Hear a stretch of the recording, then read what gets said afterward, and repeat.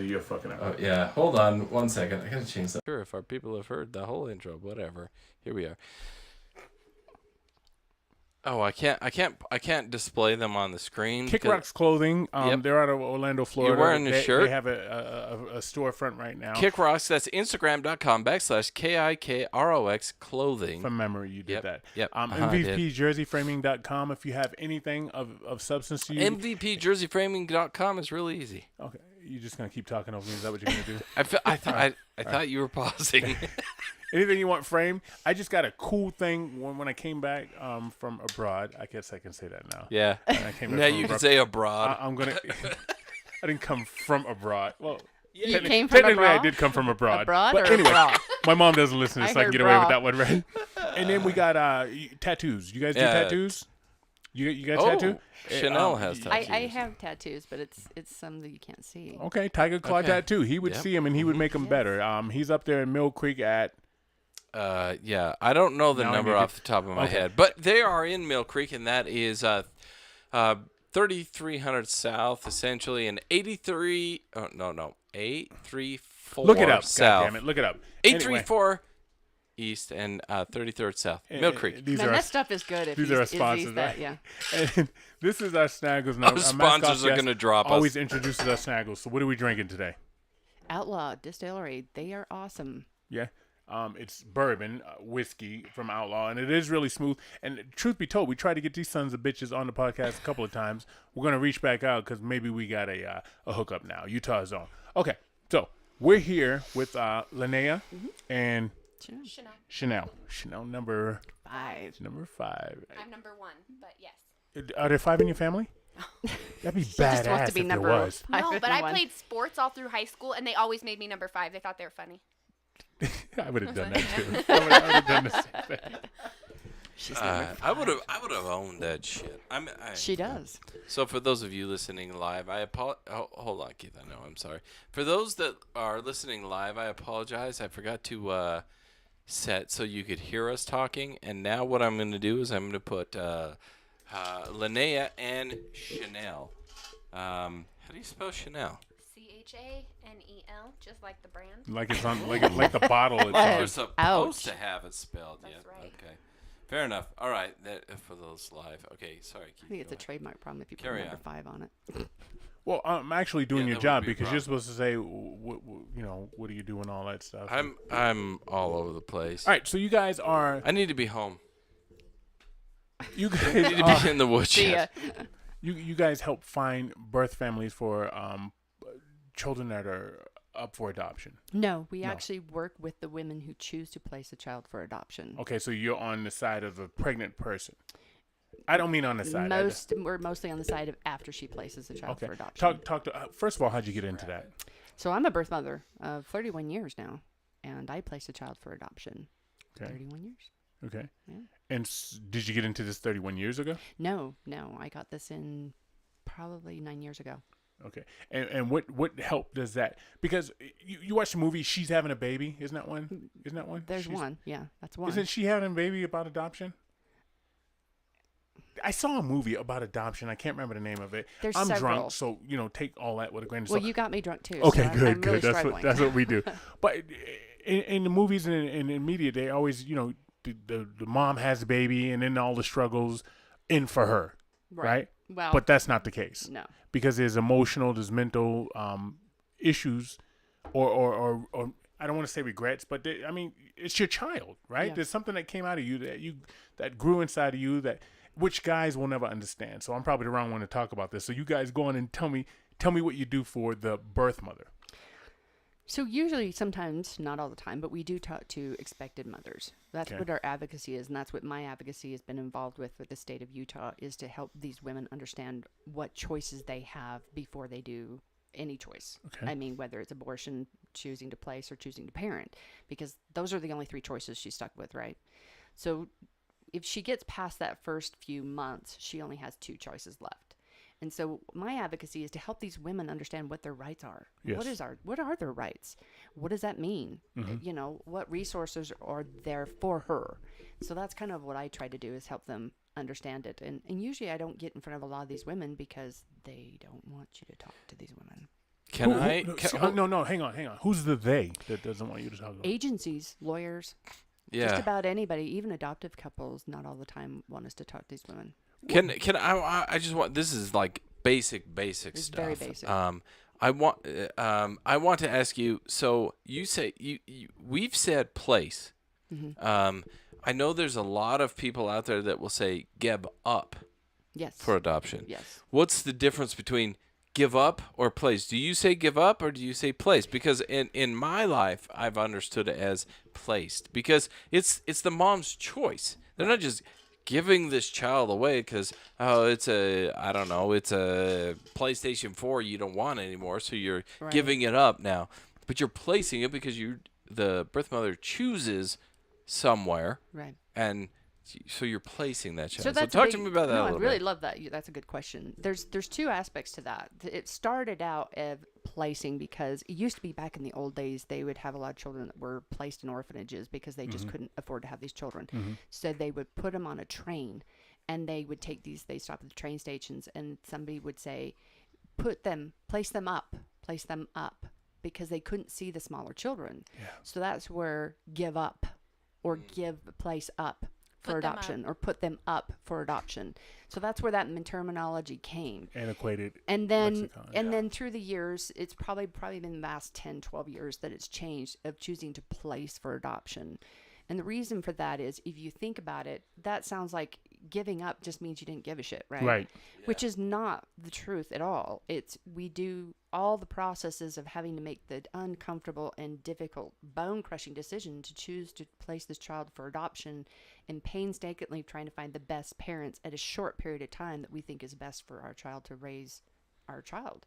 Okay. So placed is a very soft term and it's because it meant you put thought into it, right? I wouldn't even say it's placed, and I wouldn't say it's soft. I would say it's appropriate because the birth mother gets to choose now.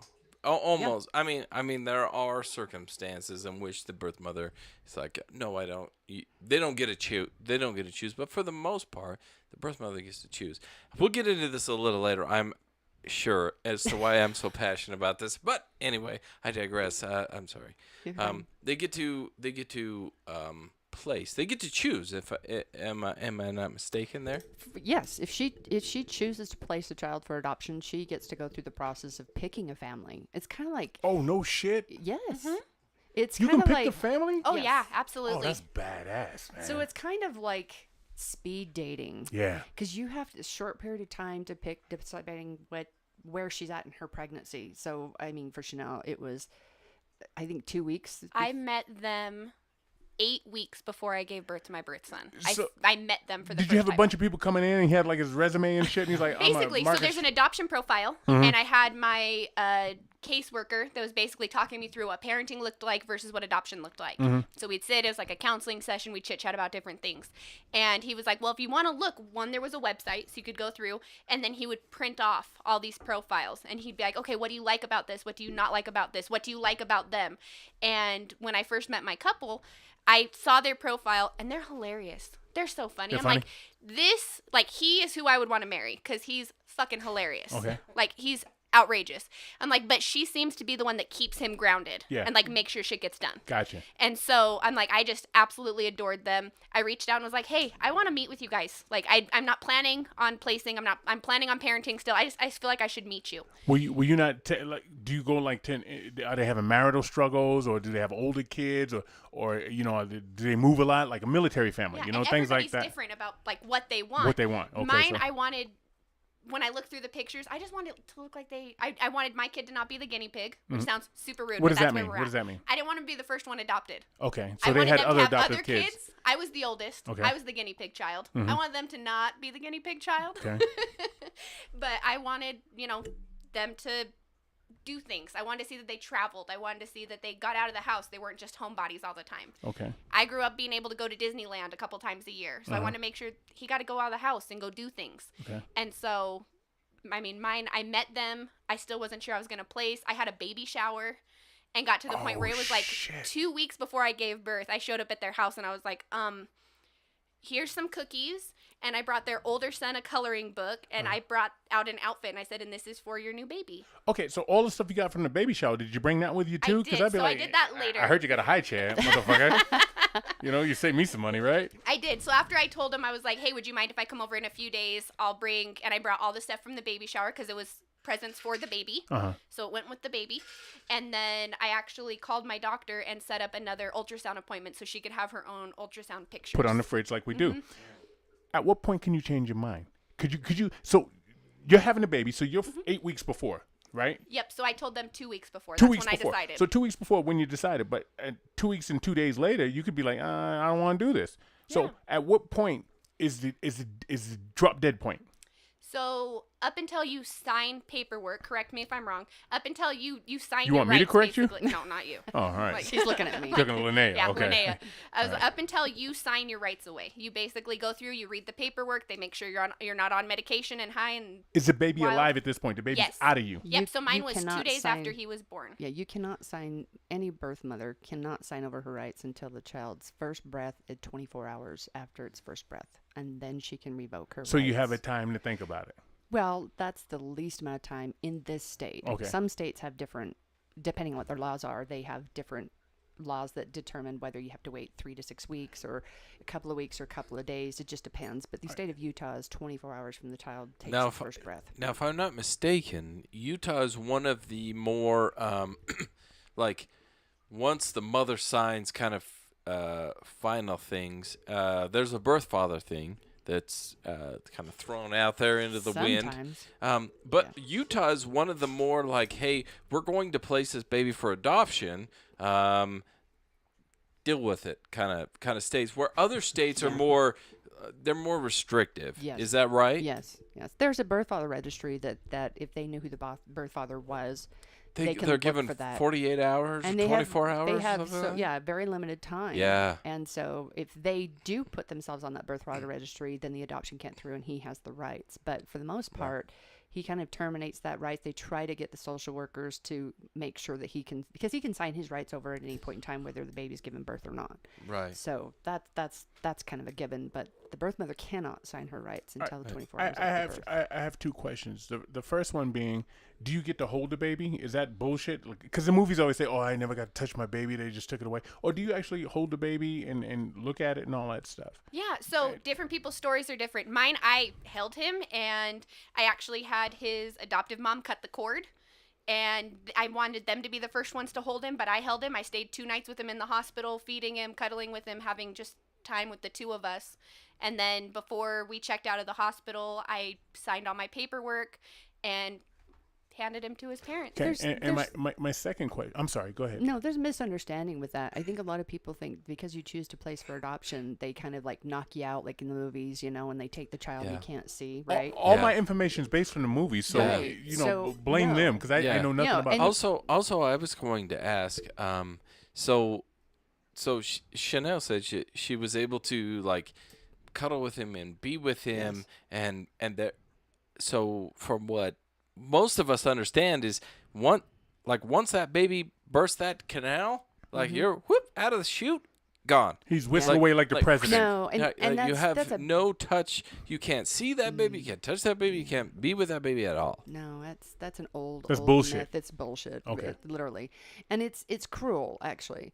That woman needs to bond with that child, and she's already been bonding with it for 9 months, right? And I won't say it's him or her, but you get my drift. Yeah. The whole purpose of that is to give her that time to say her goodbyes.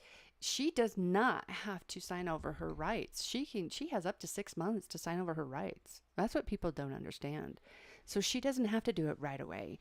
They suggest you do it within a certain period of time because the more you bond with that child, the harder it's going to be, right? For both of you. It's obviously going to be difficult for both you and that child. So is it better? It's individual. It's such a personal thing, and not to rush that woman into that decision because then she's going to resent it and regret it. And that's exactly the opposite of what you want her to do. You want her to do this for the right thing, for the right reasons, for all the right purposes that she went into the adoption process in the first place. Mm-hmm. So for Chanel, she got to spend a couple of days. I spent 3 days in the hospital with my daughter before I relinquished my rights. Okay. And at that time, I was 31 years ago, so that makes me old. But you can revoke your rights in a parking lot if you want to. You can do it at the hospital. You can do it at someone's house. You can do it at a bed and breakfast. Yeah, I know people that did it in their hotel rooms. The adoptive couple flew in, they went to the hotel room, they signed paperwork there. As long as you've got the legal people there that need to be there, you can do Okay. it pretty much anywhere. So I had 2 questions before. Now I got 2 more questions. My first one, based with the other ones that I had before, are what rights does the father have? Now, guys, they just, they whip it out. Wood's got 60. How many kids you got today? 12. No, 12. You Come on, fucking that was rookie. last You said week. 16. I was being polite with 12. Yeah, No, just kidding. so I have approximately 32. They just whip it all Oh. out, and Yeah. it's like a salad Well, bar, Chanel's right? He just drunk, puts so all she over. might give him another one. so. She's sitting kind of close too. But what rights? That's does, true. It really only is a touch. What rights does the father have? Even a deadbeat one night stand or on again off again boyfriend. What rights does he have in terms of this? So you get pregnant, so not you in general. Hang on, Woody. Okay. Not you in general. Okay. I so, know this. Woody, hang on. Well, I know because of the one night stands. You Can asked. I ask the fucking question? Okay, I'm sorry. To the I'm women. gonna give the Okay. mic back. So you get a girl pregnant, okay? All right, so you date a girl or you meet a girl. Let's call her Molly, okay? You get with her, and you know her. You got her name and number and all that stuff, and you get with her, and you call her up 7 months later, and she's pregnant. Right. And she's like, yeah, motherfucker, you knocked me up. And you're like, damn, I don't miss. That's how when- good I am, that's right? when you Right. hang up the phone. You're Yeah, swimmers. no, Swimmers They say work, I didn't jackass. nut in you. Right?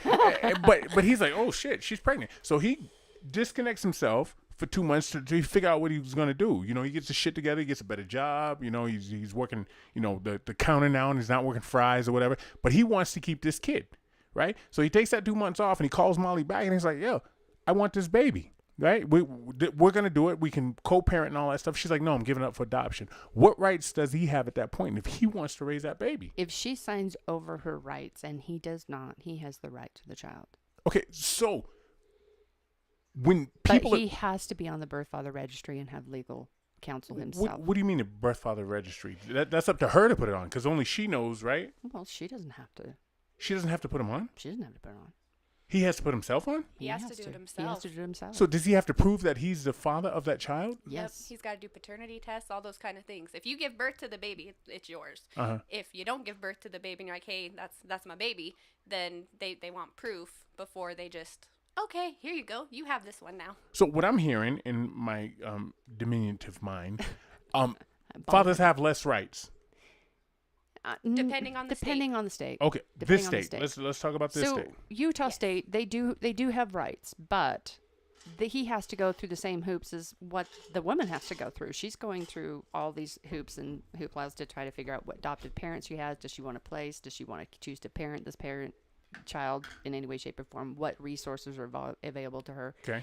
If she chooses to parent this child, they will ask who the biological father is. And 9 eventually times they'll out of find 10 out. it's Wood, right? It's sometimes. Yeah. Okay. That's what I it mean, seems he's like. getting up there. No, like if you have 37 kids, that's a lot of births in the state of Utah. It is. So I have a lot of them. It's a lot. Yeah. It's a lot. Yeah. So what I've learned is if you just ignore the registry, you'll be fine. Right. literally.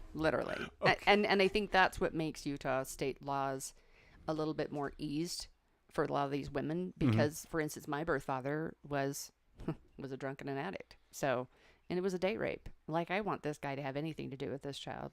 So, That was your circumstance. that was my circumstances. I purposely zipped my lip, lied about it in any way, shape, or form, so just so I could get through it. I didn't want him because he'd already gotten 2 other women pregnant, Uh-huh. and it just no. Did you know him in some regard? Or what?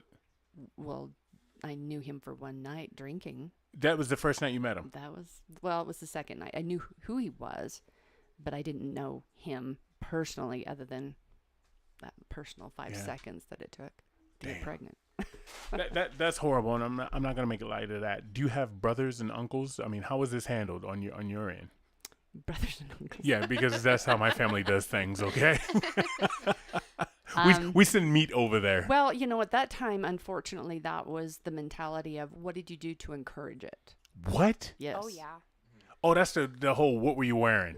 So Yeah. no, type you're of- talking. What were you So you're dipping into like the 90s, late 80s, Yes. 90s, mid 90s, somewhere in there, where We'll it's just stay with the 90s. Let's stay there. okay. The 90s, 90s, mid 90s, late 90s. So you're talking where it's it's your fault because you probably wore a low cut dress.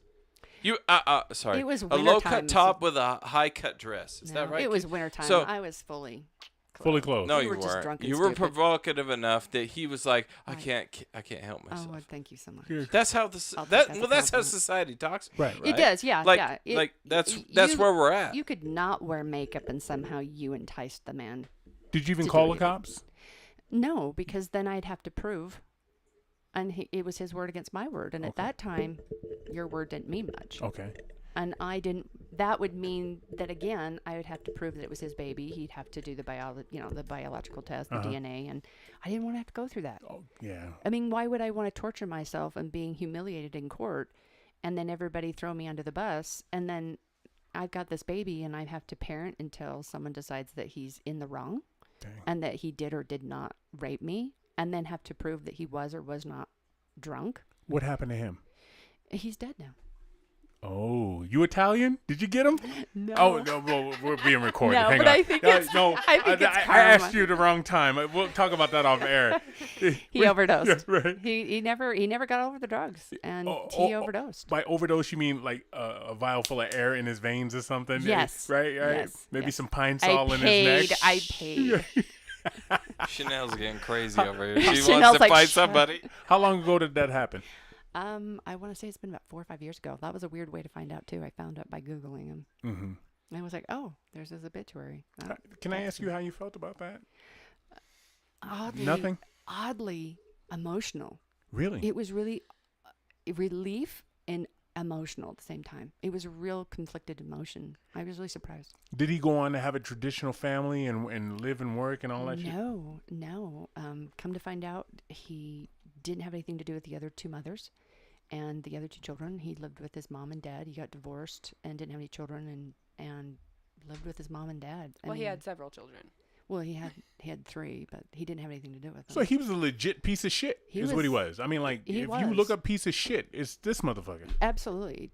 As I always tell people, 2 wrongs don't make a right. Yeah, but it's something that you It was a personal as choice for me. as young in your life, you don't realize that. You don't know that somebody's history No. prior to walking into that situation. So you're put in a terrible situation, and Well, it's he not ends up like- where he's at, Right, and you right. make the decision that you do. Yeah. Well, I mean, I did confront his parents. I knew where he lived because we had to stop by. He was helping me. Long story short, he was helping because my vehicle that I had at the time wasn't working, and What he kind of drove car was by. It was an old Ford truck. Okay. Old Ford Okay. truck. That makes sense. You know what I learned from a hillbilly? That Ford stands for found on road dead. Ford. Yeah. Found on Yeah, I road feel like dead. that's yeah. right. Yeah, I was Found trying to on spell road dead. Ford But as I use don't the get me acronym. wrong. Don't get me going on Dodge and Chevy either. They got some bad ones too. Okay. All right. But it was just one of those where I was just surviving by borrowing my dad's vehicle, and I got stuck, and he happened to drive by, and how can I help you? Mm-hmm. And he's drinking, and I'm like, well, this sucks. I'll start drinking with you. I mean, it's just stupid kid stuff. I mean, Yeah. I was 18 at the time, and Well, and you don't expect somebody to do. stu- All right. You do stupid things. We all make stupid choices and decisions, and we just don't realize the long-term consequences See, of those choices. you say that, and I don't think I mean, it seems like you put a lot of blame on yourself. well, A rapist is a rapist. A rapist is a rapist. You're right. Yeah. But I did say no. But I do have to take responsibility in the fact that I chose to drink too. Did I say no? Yes. You're drinking now, But- and you're just fine. You're Yeah, gonna be no, just yeah, fine. no. You see what I'm saying? I I'm get like- it. I get Like it. that onus is on him. We talk about this all the time. The hashtag or pound sign. Me too. Me too has gone. However, Ugh. in the 90s, it was still prevalent. It was like very- it was there. So for you, you're part of our ilk. Jamathan, he likes it when we say ilk. You're part of our ilk, and just because you're part of our ilk doesn't mean that it's okay that what happened. No, then. it wasn't okay. But at the same time, I still had to take responsibility for my actions. It wasn't that I went into this naively because I knew I was drinking and I knew I was doing stupid shit. And literally, I was pushing it just as much as he was. But when it got to that, Pushing what? pushing the sexuality. Okay. I mean, you're flirting and you're drunk, you're stupid, you Sure. know, and you're like, oh, you like me? Let me take my coat off. It's warm in this car. Like, and one thing led to another, and eventually, you know, kissing and then making out, and then all of a sudden it's like, wow, shit, this is getting too serious. I don't want this anymore. I said no. But by that time, you're so drunk and stupid, it's over in seconds. Literally over in seconds. And never, ever does it cross anyone's mind, especially women's, that I could get pregnant that fast. Yeah. And I did. I knew the second I got home and I sobered up, and I'm like, son of a bitch, Yeah. I'm pregnant. Okay. I still don't agree with that in you in terms of that being your fault. Maybe I'm know. looking at it through 2022, and I was alive in the early 90s, Yeah. late 80s. I was alive and all that, and I know that stuff. You know, she was asking for it. She wore a short skirt and all, and I didn't agree with it back then. Right. You know, because I have a low self-esteem, and I want people to throw themselves at me, and you have to be blatant. Right. Your circumstance. What was your circumstance, if you don't mind my asking? Yeah. Chanel, number 5. I also think, just in Linnea's, I think she's had to explain herself so many times. I think she's had to be like, oh, well, and people being like, well, what were you wearing? And I think People that's have really where, said that to you? I think that's where why she has that. Okay, I know that I did things that I wouldn't recommend, but it's still not my fault. I think it's just been. So it's 90s difference versus 2000s difference, correct? Absolutely. But I do still think that we as human beings, we have to take responsibility, because I think we have this culture now where it's everybody else's fault but your own. Instead Yeah, of, you're right. It's right? gone totally the other way. It's gone so far Yeah, overboard. you're totally right. So I'm not saying that what he did was okay, but I have to understand that I also... That's where you were at in that time. That's where period. it was Yeah, at yeah, that yeah. time, and I'm willing to take the responsibility of, okay, I made a bad choice, I made a bad decision, I consciously knew I was going into this. Did I think I was going to get pregnant? Hell God, no. no. God, no. Not that night, no. Not that night, right? I'm sorry. I interrupted Chanel. Sorry. Carry on. No worries. I think that just has a lot How'd to do you with. get pregnant, Chanel? Oh, you want to hear my I story? want to hear Well, I your can story. guess. I can guess. All right, I'm joking. There She had was a no drink. Barry Manilow. I look like I listen to Barry, but that's good. My best friend listens to Barry. Mandy's his shit. Anyway, go ahead. So mine, I had a boyfriend. We'd been together for a little bit, and he wanted to have sex. I had never done it, and he was like, "Let's give it a go." How old? 16. Okay. And we The did, and stupid there comes my birth son. It was a one and done. No shit. Yeah. But, I'm going to tell on you Okay. that when he did find out that you were pregnant, he wanted to kill you. Literally. That's Literally. extra pieces. When he That's found extra out, pieces. That's just additional That's to the important story, right? pieces. Let's go there. Holy shit! I'm going to use that. I like extra pieces. that's just some extra pieces to I'm the going to story. use that. Those are the extra puzzle pieces that Uh-huh. make the complete picture. But no, I knew immediately. I was like, oh shit. How did you know?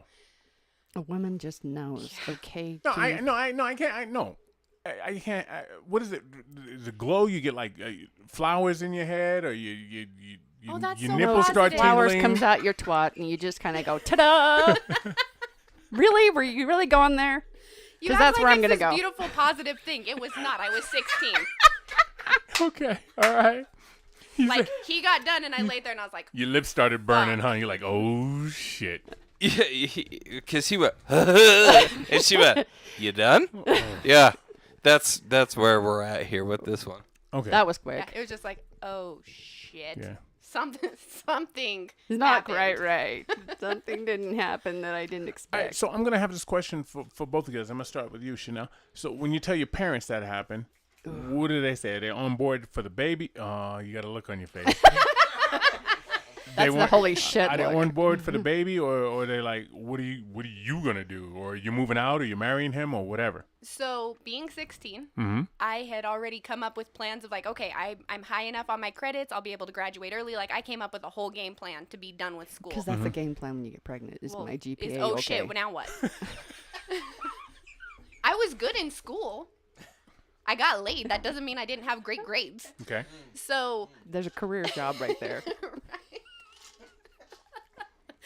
So, I ended up getting everything figured out on my end because I've learned you don't approach parents without a game plan. Yeah, You're not just like, that's hey, I'm true. pregnant. What do I do? Right. No, I've already made grown-up decisions. So let me show you the adult that I can be. Okay. So I had already figured out. I had found a job. I had tried to get all my ducks in a row before I said anything. There weren't ducks involved. There were no ducks involved this time. It rhymed with duck. It did rhyme with duck, So I which she was screaming, and that's what happened. basically presented it to my mom. I was like, hey, heads up. And at that point, I was She said Oh, heads shit. up like a fucking ball's in the like, air. hey, by the way, Like somebody hit a foul ball. Heads up. Oh, shit. What the fuck is wrong? that's so how I handle things, though. I'm like, hey, I've got this handled, so don't you worry your pretty little head about it. Okay. Like, you just sit down, take a seat. Okay. I have a presentation for you here. And She does do basically- presentations, by the way. So I was like, hey, I found out I'm pregnant. I'm gonna parent him. Everything's taken care of. We're good to go. I figured out this game plan of how I'm gonna make this much money. I'll be able to do this. I found somebody that's gonna babysit him while I'm at work afterwards. Like, I had everything laid out. Okay. And my mom said, No. no.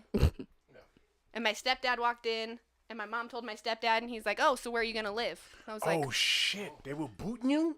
so I was like, oh, all right then. I'm gonna figure some stuff out. Yeah. So I have my My dad and presentation stepmom. did not My work. presentation did not work. Yeah. This was not Shark Tank approved. So my dad and my stepmom live in Las Vegas, and so my mom made me call my dad and tell him, and he's like, I told you your one job was to finish school and not get knocked up. I was like, well, shit, I wasn't Yeah, listening. but here I am now. Yes. So I don't Now- need now that here shit. we are. Right. And so he's like, okay, well, you can move down here with me. We can take the baby until you're ready. Like, you just let me know what we're going to do.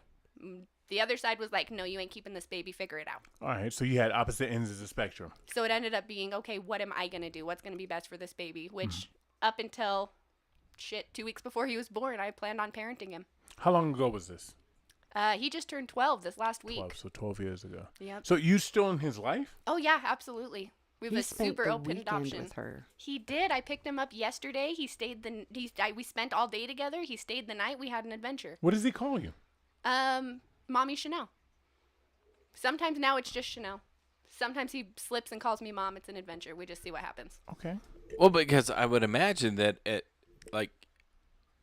you're a birth mother, but you're also still a mom because like he came from you, which his birth parents are also like mom and dad. So it's no disrespect to them. His but adoptive parents, not his Right, birth right, parents. right. Yeah. His adopted parents are still mom and dad, so it's no disrespect. But at the same time, I think it's, at least the way I see it, he feels some respect saying, like, Mommy Chanel or mom or whatever. And it's no disrespect to current mom and dad who adopted you, but it's like, hey, I know where I came from. I know what's going on. I know how good I have it.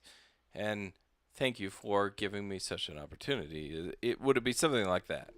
Yeah, I mean, and they have an older son that they had adopted before I placed. Right, because he's And- not a guinea pig. Right. He was not the guinea pig. Phew. And so with his birth mom, they had asked her if she was okay being called mommy with her name. And she liked it. So they asked me after I had had him if that was something I was comfortable with. Okay. Just to kind of keep it how the family rolls. And I'm going to come over to you and ask you the same question, but I want to ask you both on this segue because I'm a professional. What do you do with the milk? Where's the milk? Ice packs. You cool them down and they just Wear a ace bandage around, keep it smashed Yeah. against you. You do. I think you do that if you want to pretend you're a boy. I think that's what they're doing. That's why I do a it fucking ace currently. bandage isn't gonna do shit for milk. The milk's still gonna show up. What do you do with the milk? Seriously, I mean, know, it's a real question. I'm gonna age myself again. Back Okay. in the 90s, they had a pill that was supposed to prevent the milk from coming in, and it didn't work. So I remember Of course, ice it didn't packing. work. It was the 90s, Right? Because none of the pills worked. That's why we all got pregnant then, right?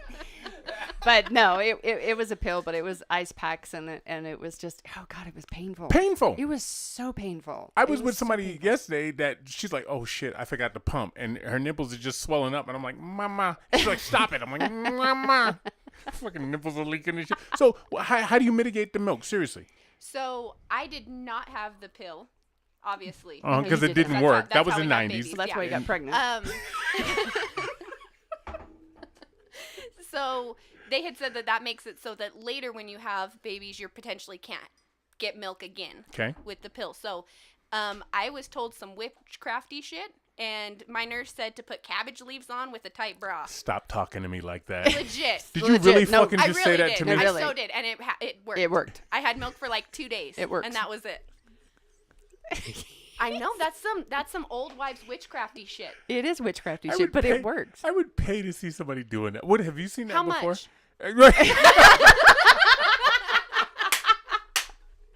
Don't go below 100. Just Okay, saying. Linnea, for you. $100 per bump. You're the birth mother, and did you keep a relationship with your child? It was seasonal. So back then I thought it was an open adoption, and I put that in air quotes because Okay, hold on. Before you continue, yes. because I know what You know where it's open going. is. I do know where it's going, but I know what open is versus seasonal, and I want you to explain the difference because this is going to be a revelation to the So What You Saying family. We once, Keith and I, recorded an episode, and we had to re-record it because of like sound things, and I had opened up about my life. And then we had to re-record it so no one ever heard it. But I'm very familiar, and I have adopted children. Right. So I have a very open adoption with some of my children, Right. which means I see their birth mothers. We talk. We're friends on the Facebook because that's where you know everybody, right? Right. Like we'll get together. It's very open, and my children that are adopted know who their birth mothers are. Birth fathers are, that's a different story for a different time, maybe this time later on. But Take two. yeah, part two of this. But an open adoption versus a seasonal is something very different. Very That's what in the 90s to early 2000s they told you.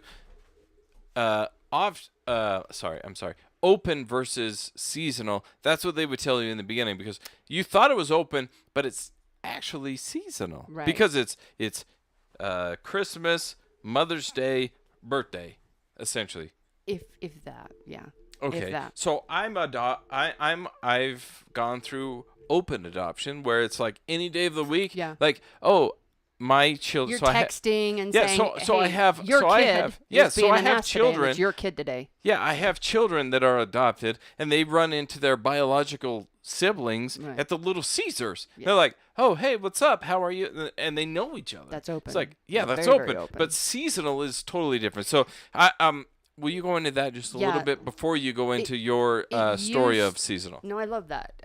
So back, and I say back in the days, it used to be that That's you were- almost 30 years ago. Shut up. Shut up. Just shut the fuck up. I'm going to age your ass here soon.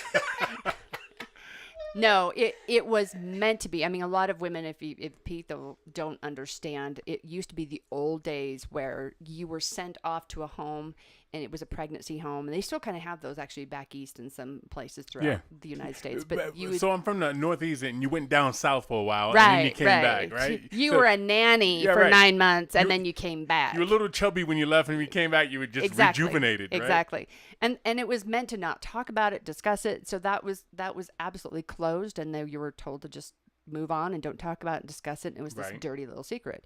And then it started to get more and more open, and I thought it was open at the time, which open was not the same as what it means today.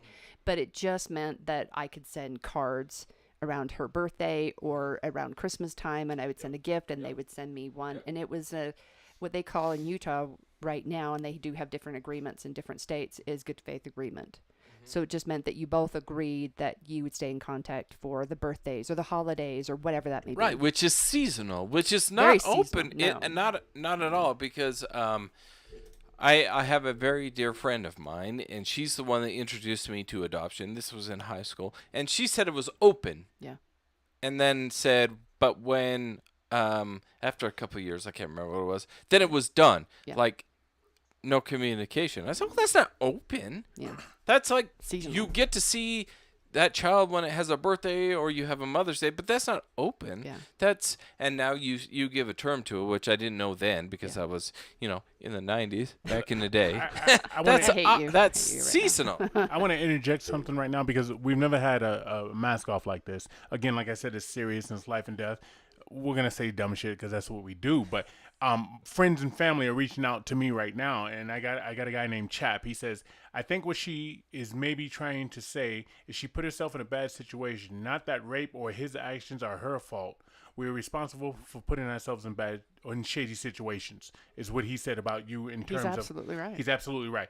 Adoption is great, bro. I'm a proud member of that club. So that's news to me with one of my boys, Chap. That's wow. That's a good thank you. People Thank you being for acknowledging that. isn't that Thank you for beautiful? sharing with us. People are being vulnerable right now. And I would like to say earlier I took 4 pieces of toast at the no. I was just gonna confess something. No, I'm just fucking around. Again, adoption is Was it powdered sugar? no. There was nothing going on. We look, Beautiful thing. Let me tell you something right now. My family, we're so fucking poor. If somebody brought, I do. You know what? I take that back. My mother one time she did have foster kids. She had a kid named Mark and LaKayla, and they were with us for like 2-3 months. But I think she was doing it for the check. All right, because I know she got paid for that shit, right? They but do. I thought.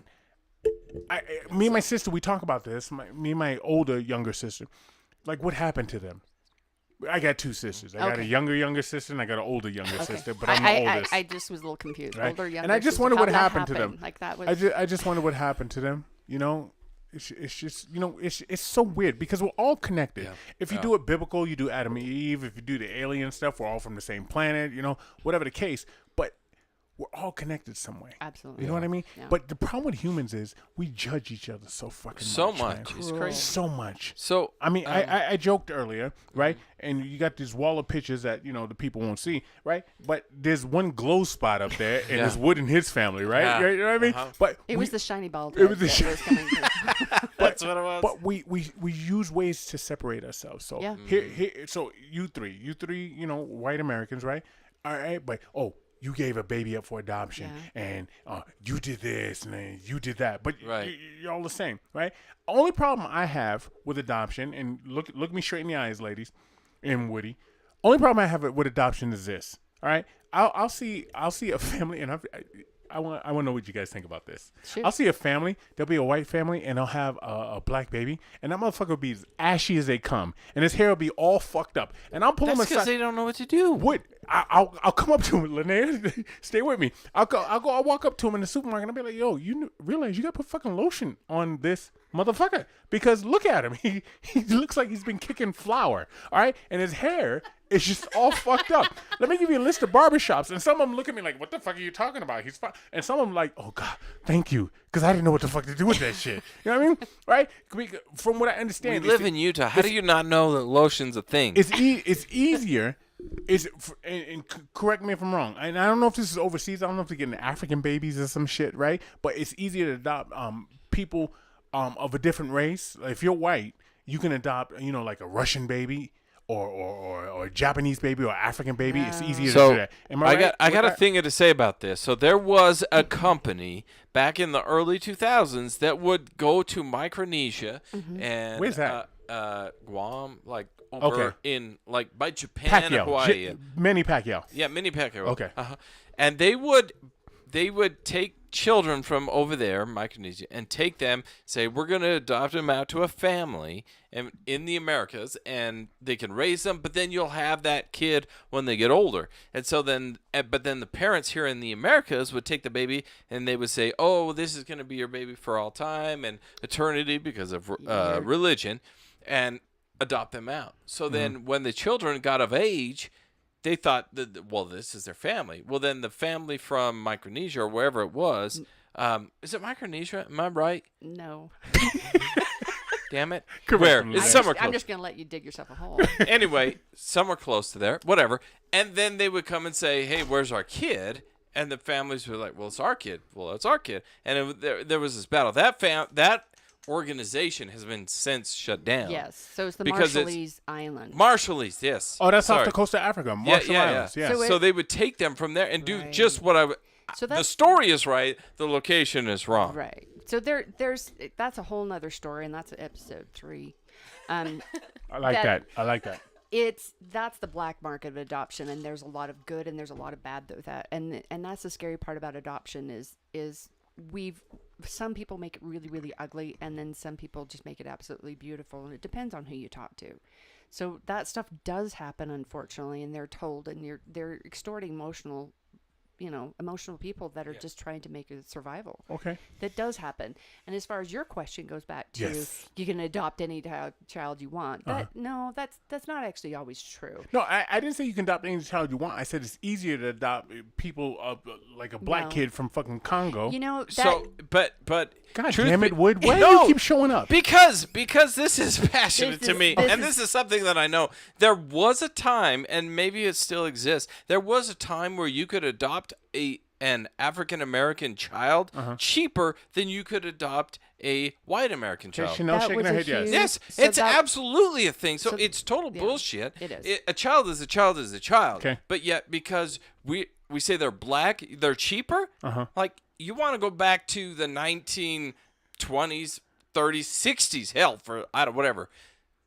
You're adopting children because of their race and their color cheaper than you would another. okay. It's total bullshit. And yes, Keith, to your answer, yes, that's a thing. Linnea, can I step in here right now before Sure, you answer? If I'm looking to adopt people and the mom's 6'5" and the dad's 7'1", I'm adopting that motherfucker. I don't give a fuck what any Bet girl you say. if Okay. it's Shaquille O'Neal on the table, I'm taking that guy. I want your genetics. I want to know what it is. I got NFL I'm thing going on. adopting. Anyway, go No, ahead. I understand where you're coming from. So that was a huge thing. And I mean, again, episode 4, where you talk about the history of this, that was kind of a thing in the 70s, and it was shut down. And it's still kind of that same scenario where people have that stereotype, and I'm going to say stereotype because unfortunately there is what they call a race-based fee a lot of agencies will use. Okay. And it's a really shitty term, and it should be done away with because that we won't go into that, but it does exist and it does still kind of happen, and it should be stopped because it's really shitty. Okay. But unfortunately, it does exist. So does it mean that you can adopt a black child or a Japanese child cheaper than anyone else? Actually, not always, because you're adopting internationally.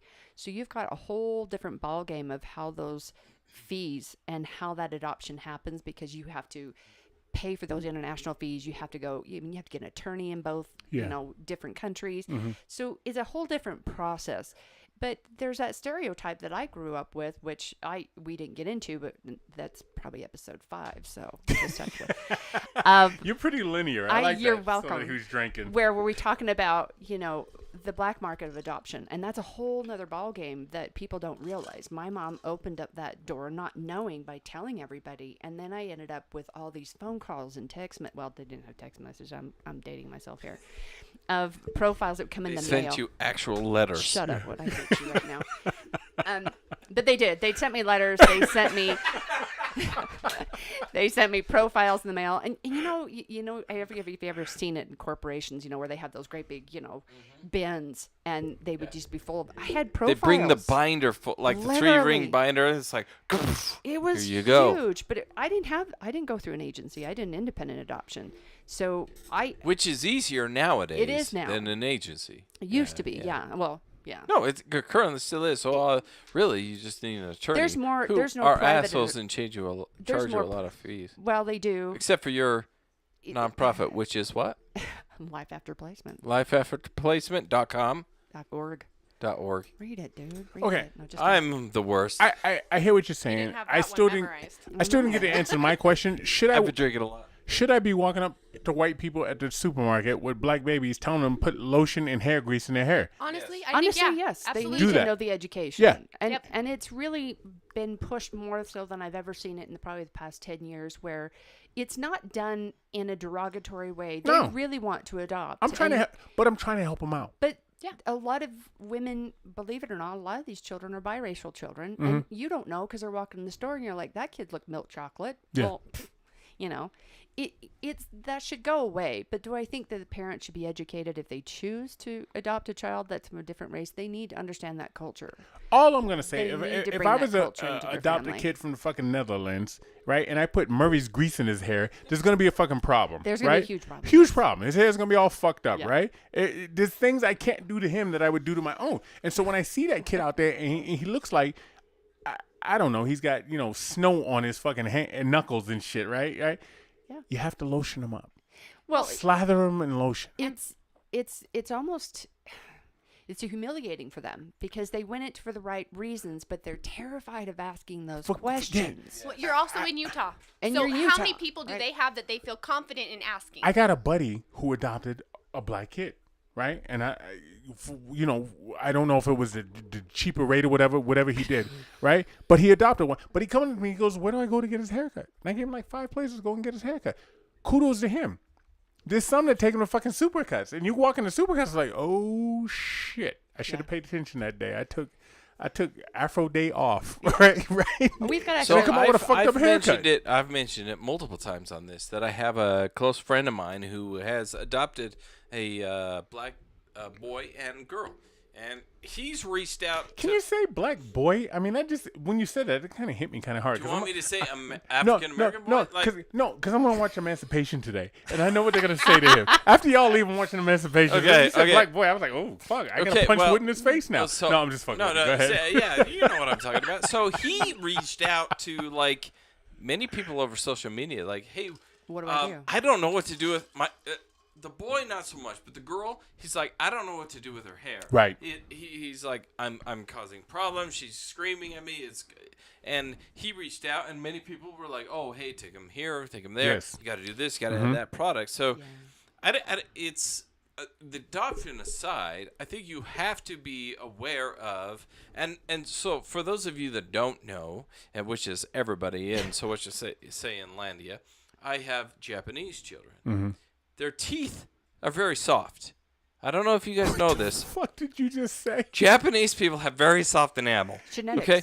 Yeah. Genetics. And I'm glad you said that shit, not me, man. so I'm taking them and they have cavities, and I'm like, we brush twice a day. What the hell's going on? And the doctor says to me, oh, are they Asian descent? And I said, well, they're Japanese. I so look at them. Yeah. And he's like, oh, well, that makes sense. They have very soft enamel, so you have No to be shit. careful. Yeah, so Japanese people have very soft enamel. So he's like, be careful of the sugars that you feed them. Like, stay away from the corn, stay away from, like, starches and candy in general. Yeah. Like, okay, Coca-Cola. That's crazy. So, yeah, so you Genetics have to be has- aware. yeah, genetics has a so huge had I part not about it. known, if You didn't adopting ask. those children, had I not known that they were Japanese, I would have never known. And they would have been poorly mishandled because, I'm an idiot. Yeah, So true. luckily I knew, but it all comes back to the adoption process. Well, and I think that's what's crucial is the education that these adoptive couples, when they go into it, and they do it for love, and they're Yes. desperate. That doesn't mean it fix. And let me make this very clear: this does not fix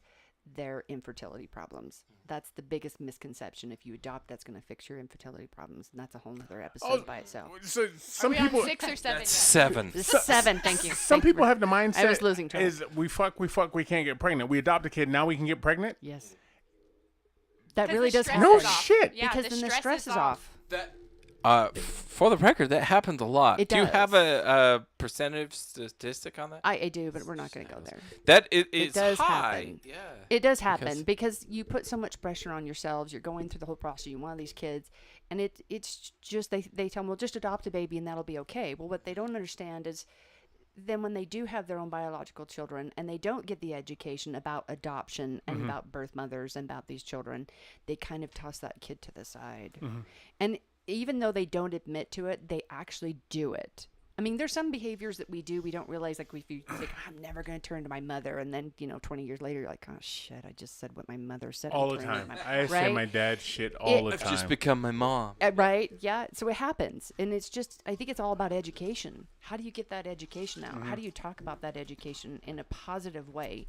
And to be open and honest as adoptive parents to say, dude, hey, why don't you go talk to so-and-so? Why don't you go talk? We have a friend, Chanel and I have a good friend who've adopted 5 children. 5. And they're all different cultures, different races. 4 of them, though, are biracial black. Okay. And so she did a bunch of research on her end, and she started asking everybody, any person of color she could find. She's like, listen, I got boys, their hair, I don't know what to do with it. Good for her. And so they have like a barber that they take him to, and that he gets that time to kind of bond and do that kind of stuff. If you got four biracial, I mean, you can find a barber, but then you might get the one with the curly locks, and he's got to go to Supercuts, right? Because my man don't know what to do, right? That's all scissors, not clippers. It's all about getting past your own insecurities, really, and just going out and talking to people. Right. And that's a human nature thing that I think that we've got to get past. It's like owning to your own shit. You got to talk about it. You got to discuss it. It's nothing to be ashamed about. It's just something you need to learn. And for some reason, I think it more so than anything, not a lot of people want to learn. They don't want to go out of their comfort zone. Because everybody knows everything. They think everybody knows you everything. can Google it, and right? That's embarrassing, though, too. Is like, I've been wanting to adopt for so long. I finally adopt this baby. And in my adoption paperwork and all the parenting classes they're making me take, they didn't say, hey, this baby's ashy. You got to put lotion on him. Yeah. That's nowhere. So they're going into this, and they're Kids like, creating hey, snow. I've adopted this baby. I have this baby. They don't want to turn around and say, I don't know what to do to take care of him the best way. So that's a humiliating thing for a parent to say. I know a lot of, you talk about these interracial babies and stuff and all that, and I'll put this out there for people. A lot of interracial babies, especially, black, Mexican, black, white, there's a thing called a Mongolian mark. Mm-hmm. Yes. On you're nodding your head. And I remember one of my boys telling me his doctor told him, because he got a Mexican girl pregnant and had a baby with her. And the doctor's like, this is Mongolian mark. It can be misconstrued as child abuse. But for some reason, when blacks and Mexicans get together, the baby has this mark on his back or butt. Yeah. And it looks like a bruise from child abuse. So just so you're aware of that. And we're going to document this right now because we don't want you over, 2 months from now when you take it to Chanel, daycare. do not go with anyone that's in Mexican or Yeah, I actually used to work at a daycare, and we had a kid like that, and it looked like a handprint on his rear end, and so it was something. And you could have reported that and fucked up somebody's life, but they're like, no. And that's something his mom had told us when he first started was, hey, Mongolian mark. This is what and why they call it Mongolian is beyond me. Which maybe Just for fun. right. They're racist. Genghis Khan is fucked up. So for your child, did you keep a relationship with them? With the adoptive couple? The adoptive couple and the baby that you placed. So I thought that I had a good relationship with the adoptive couple. The adoptive mom and I would talk for hours, at least 2-3 times a year. Okay. And I really thought we had this close sisterly bond is the best way. This sounds like it's going to end horrible. And it did end horrible. It did. And so unfortunately it ended up when she became pregnant at 16, well, 15, she was 16 when she had the baby. It really tore us apart. And it wasn't because I wanted it to. It's just, I think it was humiliating for them. I think it was hard for them. And I think it was that human nature, we just want to blame somebody else than accept the fact that maybe as parents we screwed up. Okay, when you say humiliating, I'm going to guess they were well-to-do. They were because okay. people from the projects don't get humiliated, right? They're just like, oh, she had to just like my cousin Sheila. Sheila did that same shit. But you have to. This is Utah. I've this peeled is Utah. out yeah. like the prorated food stamps before and given them for cereal. And shit you could do to me at this point. When the EBT came out, motherfucking poor people got so fucking bougie. Yeah. You know what I mean? Yeah. I was like, can I get one of those? Right. When you had food stamps, you had to go out there and tear that bitch out perfect. Hey, I was on food stamps. Don't when even I first put started, money so on my card. I just want a card. You weren't on EBT, you on food stamps. I was on food stamps. So you remember the brown? The brown was the $1 bill. Yeah. The purple, I think that was 20. Green was 5, right? Remember all that and then shit? you had to divide it out based if it was on dairy, if it was fruits and vegetables. What? Like it was intense. Y'all are old. Hey, and don't fuck up. Hey, Linnea, and don't fuck up and Yes, put fucking dog food up there, and they'll just clown your ass. Oh, you know the Dog dog food was not on the list. No, you're not getting dog Dog's food, gonna right? die. Dog's gonna die. Cats are dead, man. Can't afford that on. Here to our point of the Mongolian mark. We have somebody commenting in that says, "Hey, I had no idea that thing even existed. Yeah. Like the Mongolian mark didn't even exist." They got a black kid. They must be in jail for child abuse. No, if I read the name, you would know exactly what I'm talking about and why she doesn't understand what that is. But that's not people don't understand that. I didn't realize adopting Japanese children that they had soft enamel and really stringy, straight hair. Why doesn't your hair curl? Like, I'm getting irritated. Like, I want to curl your hair and make it look pretty. Well, it's just straight. Right. Doesn't matter what a curling Right. iron or hairspray does. It doesn't happen. So people have to be aware of these kind of things when they're taking on that responsibility. Here's what I'm going to say about this, and it's done in a very polite, positive way as I can possibly put it. Okay. When you Oh, go we don't, in, we don't do that here. well, we're trying. Okay. We're trying our best. This is what you're saying. What you're Chanel's saying, right. being your Thank you for being my organization. advocate. She's paying She's- attention. You go into adoption because you want to adopt. You can have children, and you really want to do something. And it's done out of love. It's done out of love. Now, after that, it's your responsibility, despite whatever reason you go into adoption. You need to do your education. You need to do your support as far as understanding the child that you're adopting, what you're going into, why you're going into it. Because I look at adoption as being like a mixed family. I mean, we've got divorces all the time, right? Right. And everybody's getting married to so and so, and you have stepmoms and stepdads, Yeah. and step half siblings, and that. It's a marriage, and it's not gonna go away. Right. It's not going away. Just saying. So you've got to make it work. You've got to be having those uncomfortable conversations. You've got to have the funniness into it also too.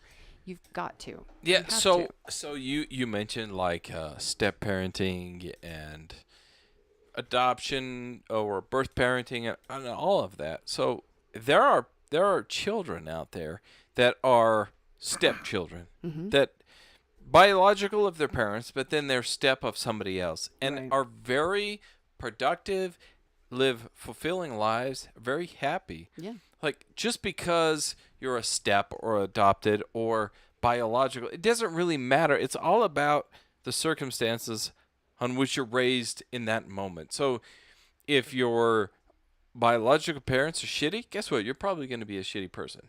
And we see plenty of that today. If you're adopted and your parents, your adopted parents are very good and your biological are shitty, well, you're probably going to be good because you're with and the same with the step. So when you say that, I think it is very dependent on, and you two know probably better than I do because obviously I can't have a child, but you know, when picking, you're trying to pick the best for your biological child and place them with somebody that you feel in that moment is the best for them at that time, right? Yeah, I mean, it's speed dating, literally. I mean, you have a short period of time to get as much information about each and every one of these couples, and you hope that they're honest in their profiles that they Right. offer, because we're making a lifelong decision that will affect us for the rest of our lives and them for the rest of their So lives. how much time did you, I'm sorry, Keith, how much time did you have from the time you placed to the time you decided to the time you placed did you have to choose? I think it was about 4 months. And Chanel, you decided, you were like, oh,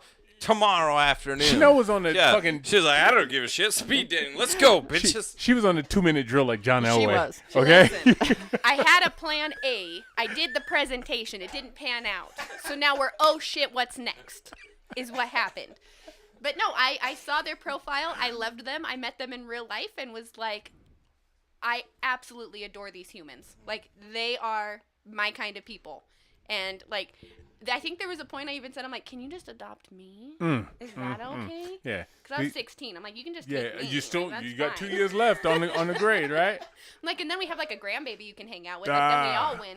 Didn't fly that way, but Look, so Linnea, back on you with your relationship with your birth child. I just want to The make sure I'm adopted saying parents. the adopted parents. You said initially you guys were gun ho and you hung out. I thought we were, yeah. You say that. So what happened? She got pregnant. She became a teenager. I mean, teenagers are assholes, really. All right. Yeah. Right. Some of us are still assholes. Right. Hint, You hint. never grow out of it. Right. So once she became a teenager, what changed for you and the adoptive parents? She got pregnant. I found out they basically, this is going to sound horrific, but midway through talking and her going through teenage stage, they called me up and said, hey, she wants to meet you. And I remember thinking, oh, that's not good. That's not good. That's not a good sign. And I was So you hadn't terrified. met her up until this point? No, I didn't. All I had was pictures and conversations with the adoptive mom. Okay. So I had, again, very, very minimal seasonal. Mm-hmm. I mean, it was like 2 seasons in the year. So that was it. And it wasn't comfortable for me because I thought, well, that's not fair. And I'm the oldest of 8 children. So I know that teenage stage, about 12 years old and 13 is the Start shit fucking stage. up, yeah. It's the shit stage. Yeah, you're So fucking up. when they asked me this, I'm like, oh, this isn't good. This isn't good. And I put it off for about a year until her dad called. And you know, when the dad calls, shit hit the fan. Okay. Dad called. That means it's serious. Yeah. So I went, well, okay, if he's calling me, then it must be serious. And it was. I just didn't know to the degree because I think they didn't want me to know. Okay. So I understand that, but it was nerve-wracking because I just had my son. He was barely, I think, almost 2 at that time. And we went down to her house, and I don't think I've sweat so much in my life as I did that moment. I mean, I was doing, I'm sure my husband was like shoving down pills in my drink or something because I was just sweating bullets and worried she'd hate me and not knowing the circumstances. And I haven't seen the adoptive couple since birth. Okay. So how many years was that? that was 13, 14 years. Okay. So it's like I talked to him on the phone and I love them. I had this unconditional love, but all of a sudden I'm going to meet these strangers that I've loved so much in person. That's nerve-wracking. That's nerve-wracking. And to be fully honest here, I see my birth son all the time, and every time I'm going to spend a weekend with him, I get the same sweats. Yeah. It still happens. It's called flop sweat, huh? Oh my goodness. Yeah, It yeah. is. It is that anxiety sweat. I'm Okay. like, oh man, what if this is the time I go and he decides he hates He me hates now? me, yeah. What if he decides he doesn't want to spend time with my family? Like, what if he doesn't want to do this anymore? Yeah. And it's a terrifying feeling is. every time until we get together, and then we have so much fun, and it's like, oh, Yeah. I don't know what I was worried And about. you said he's 12? He's 12. Okay. Yeah. And I love those positive adoption stories, and that's why I do this advocacy, because mine is shitty. I mean, it was really hard because the parents finally just said, we're done with her. You can come get her. What? And You talking about the people that adopted her and said Yeah, that? yeah. And I remember thinking, this What the wasn't a return fuck? I policy. couldn't even imagine. That's such not a even, thing. that shouldn't even be an like option. it, like know. your kid is your kid is your kid. Right. Like, You took what is that? responsibility. Yeah, I didn't know exactly. there was a return policy. It's not Walmart. This is not how this works. No, it's not how You it just works. no. And so, So So it's not Sam's Club. You could just bring in any old tire and So throw what it in. we call them is bougie. They were bougie, and she was fucking up as kids do, As and do, they didn't want yeah. to deal with it anymore. right. And I think they were just at their wits' end, and I didn't think of the word bougie at the time. All I knew is in the You don't moment. have any black friends, do you? Do you have any no. black friends? Because black Yes, I friends will have tell black you. friends. Them motherfuckers are I acting didn't bougie. look at the adopted Okay. parents going, you guys are bougie bitches, man. I'm just looking at it as, holy shit, who does this? Like, who does this? Like, this, like, you don't really process it because you really can't process at the time. You're just going through the emotions of what the hell do I do? So I did. I took her for, it was actually a Thanksgiving weekend, and I let her meet my parents, which would be her grandparents and her aunt and uncles. And Did your parents? God damn it! What can I fucking say something one goddamn time? I think we're on the same page here. Go ahead. Did her grandparents feel any sort of way? Were they like? Because that's blood. my mom thinks that what I did was disgusting. And I'm To not, this day? I'm not trying to throw her under the bus. I love her. She's my mom, but Sure. she Her thoughts are her thoughts. legit hates what I do. She hates what I do for a living. She thinks that what I did was disgusting and that she just can't wrap her brain around it. Okay. My dad, on the other hand, was really supportive. And he's like, you know what? You're doing this the right I mean, he was the bomb. I mean, he was, for the first time in years, he was actually being the dad I needed him to be. Oh shit. And Okay. that's really because harsh. you had a dad of the 80s and the 90s. Oh, fuck, and the here we dad go. was the dad who brought home like The the paycheck. paycheck. He was hard. He was the asshole. So you would ask mom. So you would say, "Hey, Dad, can I go to Rebecca's for whatever?" And he'd say, "Ask your mom." And your mom would be the soft one, but the dad was the hard one. So when you get your dad's approval, because I grew up, I feel like in the same kind of household. I thought you were gonna say you grew up a hard dad because that's evident. Not by even you. not Fucking- even a little bit. It's you went off the 28 kids. reservation on that Not one, even okay? a little bit. But if you got your dad's approval, you knew you were on the right track. Because there was a quick story. I was supposed to be home, and I went and picked up a friend of mine, and we were supposed to come to my house and have a sleepover. I diverted to go by a lady's house, and I ran over Chanel's. Anyway, I ran over a crowbar, and I put a crowbar into my dad's vehicle's tire. I called my mom, and I said, "Mom, I got a problem." She's like, "Well, I'm going to tell your dad." I was terrified. My dad came out and changed the tire NASCAR style. So my dad was the one, he was hard. But if ever my dad went, and this wasn't until I was like later into my adult years, my dad was like, "I'm proud of you, son." and I can imagine it's the same thing. When you got that approval from your dad, it didn't matter what else happened because you knew you were doing the right thing. So your mom could have been disappointed and, oh, you're a slut, you whatever with it. But your dad's like, I got you on this. You did the right thing. That's because your dad was grounded and knew. Because that's a dad of the 80s and 90s. Am I mistaken? No, you're pretty much right on. But he was also the first generation here in the United States that was from Britain. So he had that mentality. Children were meant to be seen, not heard. So to get his approval was like an act of God. So if he did give you praise, it was like, wow, damn, I'm doing pretty good. Yeah, we have very similar backgrounds. Let me ask both you guys, Chanel and Lene, a question. In retrospect, because hindsight is what? Fucking 2020? beautiful vision, 2020. Could you have done it? Here it comes, Chanel. Could you have had your daughter and made it through the fire? Could you have had your child and made it through it? Right? Yes. So, absolutely. But I wouldn't have the life I have now. Okay. I wouldn't have my kids. Yeah. And How many do you have right now? 2, 3, Two? 4 is always my answer. You're hanging out with this She's motherfucker. confused as what is. I have 2 children that I parent, Okay. and then I have a stepdaughter. Okay, And then but- my birth son. So But all what the I'm kids. saying is, do you ever think that? You look back because as we get get that- older, yeah. I remember when I had my first kid, I made like fucking $4.75 an hour. Now before I had the kid, when I made $4.75, I was like, God damn, I'm You're getting also paid, aging yourself. bitches. You know what I mean? I'm getting paid. Yeah, I'm dating myself like a motherfucker. Keith and I have got it down. I can go out and buy the new Ready for the World album without fucking problems. You know what I mean? I'm good. I can buy the fucking 12-inch. I can buy the remix. I can buy all that shit because I'm making $4.75 an hour. Then you have a kid and you're like, ooh, shit. Hit the fan. Yeah. Right? Literally. But I you, gotta take but, it serious. but what you do is you look around and you find a better job and you do this and you do that and you do this and you do that and you raise your kid. Yeah. Right? Yeah. But I wasn't a victim of rape. I wasn't 16. Right? So you look back at it and do you look back at it, Lene, and say, you know what, I could have done I'm it? going to go a roundabout way of answering that question. Okay. And I'm going to do this in a very polite way. I get this question. We're not about on- doing things polite here. Shut up. Yeah, she puts you on I blast know. every time, She's gonna, huh? every time. She Chanel don't catches give me a on fuck. guard. She's like, doesn't be give a yourself. shit. Be the girl you are in the car, Right. motherfucker. No, she We are knows. not presenting at a hospital right now. We're not talking to doctors. Like, you're fine. Just Say say it. your piece. Say, thank you. Shut up, Chanel. No, here's what I mean this in the best light of all there Okay. is, because I get this question a lot. If and you I coulda get raised a your kid. lot of adoptive couples. The and question a I lot just of asked people, you. all the time. All the People time. ask, "Do you regret your choice?" I didn't know. So No, wait and a I'm- minute, wait, Lene. wait. Let me Lene, I didn't Wait, ask wait. you if you regret I it. wanted to say wait too. I didn't say if you regret it. That's I would never talk about regrets. What I'm asking you is, in retrospect, do you say I could have done this? I'm not saying regret. I'm No. saying because think about shit. But that's did kind you of did the you play same- sports? Did it's- you play it's- sports? it's- Did you play yes, I sports? did. But it's Would you hard. would you play? Yeah. Would you play? I played volleyball and I played baseball and I did track. I did Okay, a lot of stuff. But it's Vol- hard vol- to be in your after 30s and say, because after my 30s, I was like, oh yeah, hell yeah, I could have done it. Okay. When I'm 16, that's a whole different thing. So happy you're back because we haven't heard from you in a while.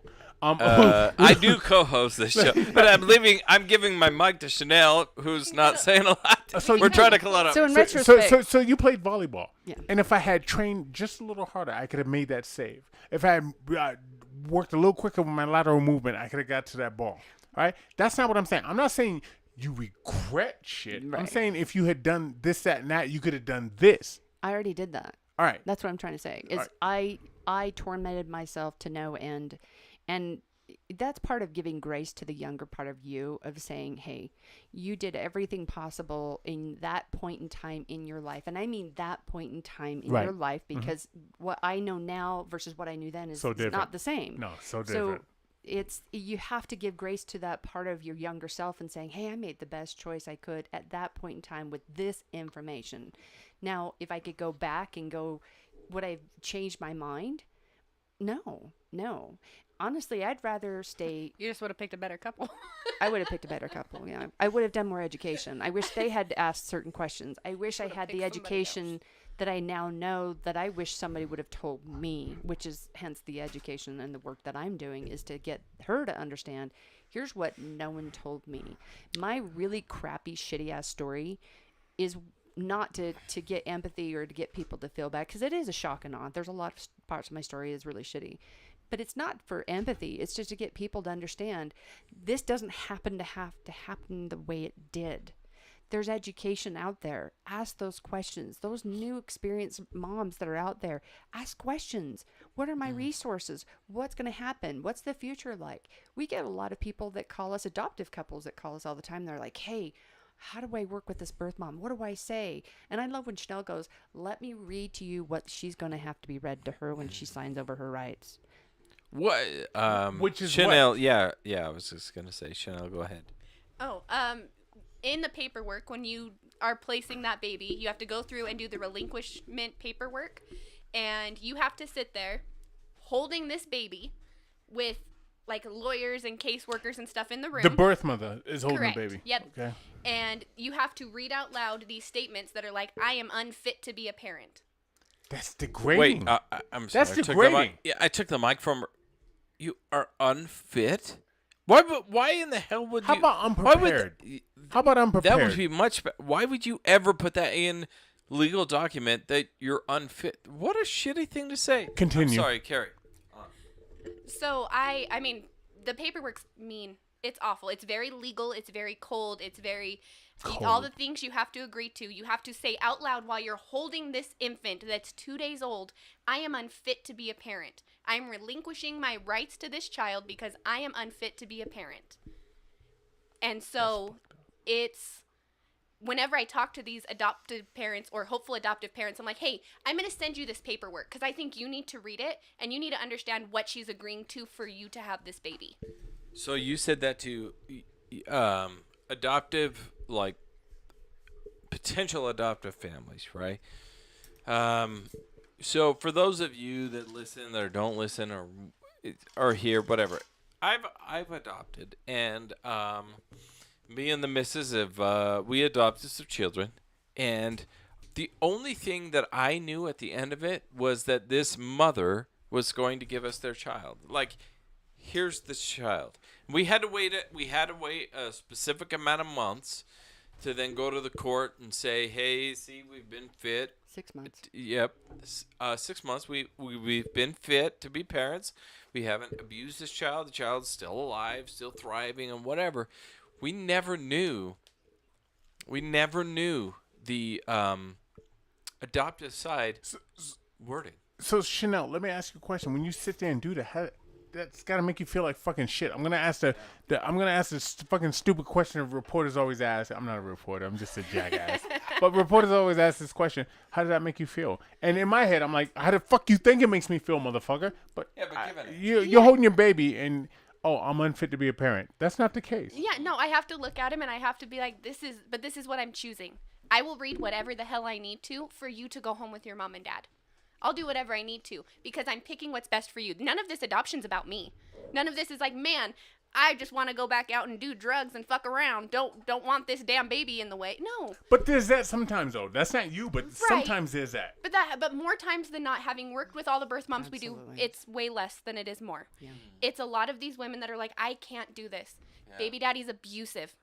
Like, I Or was I 6 can't months be a along. single mother to 2 more children or Right. 1 more child. I was 6 months along, and his birth dad showed back up. He's like, hey, I want to make this work. He took me out to dinner. It was all the things I wanted it to be. He Where did he proposed. take you? Don't tell me Applebee's. No, it was like Chili's, though. Oh, same thing. It was, yeah, it was Same so fucking bad. thing. You're like, oh shit, I'm living large right now. It was Look a at me, McDonald's. bitches. It You take wasn't a Big Mac. You taking At Instagram 16, pictures. though. You taking Instagram pictures. Look at me, bitches. I'm at Chili's. At 16, though, it was a big deal. But he proposed. He proposed, and he's like, I want, and I was like, this, I don't want anything. Like, you've been trash. Yeah. You've been abusive Right. physically and verbally, and we've had lots of issues. Like, there's no way that I want to marry you and spend the rest of my life with you. Mm-hmm. And he just said, okay. We got back in the car. He pulled up in front of my house. He opened the door to let me out, and I was like, wow, he's taking this well. And then he beat the shit out of me with a baseball bat. Uh-uh. So Sometimes things just happen. Okay. Next question.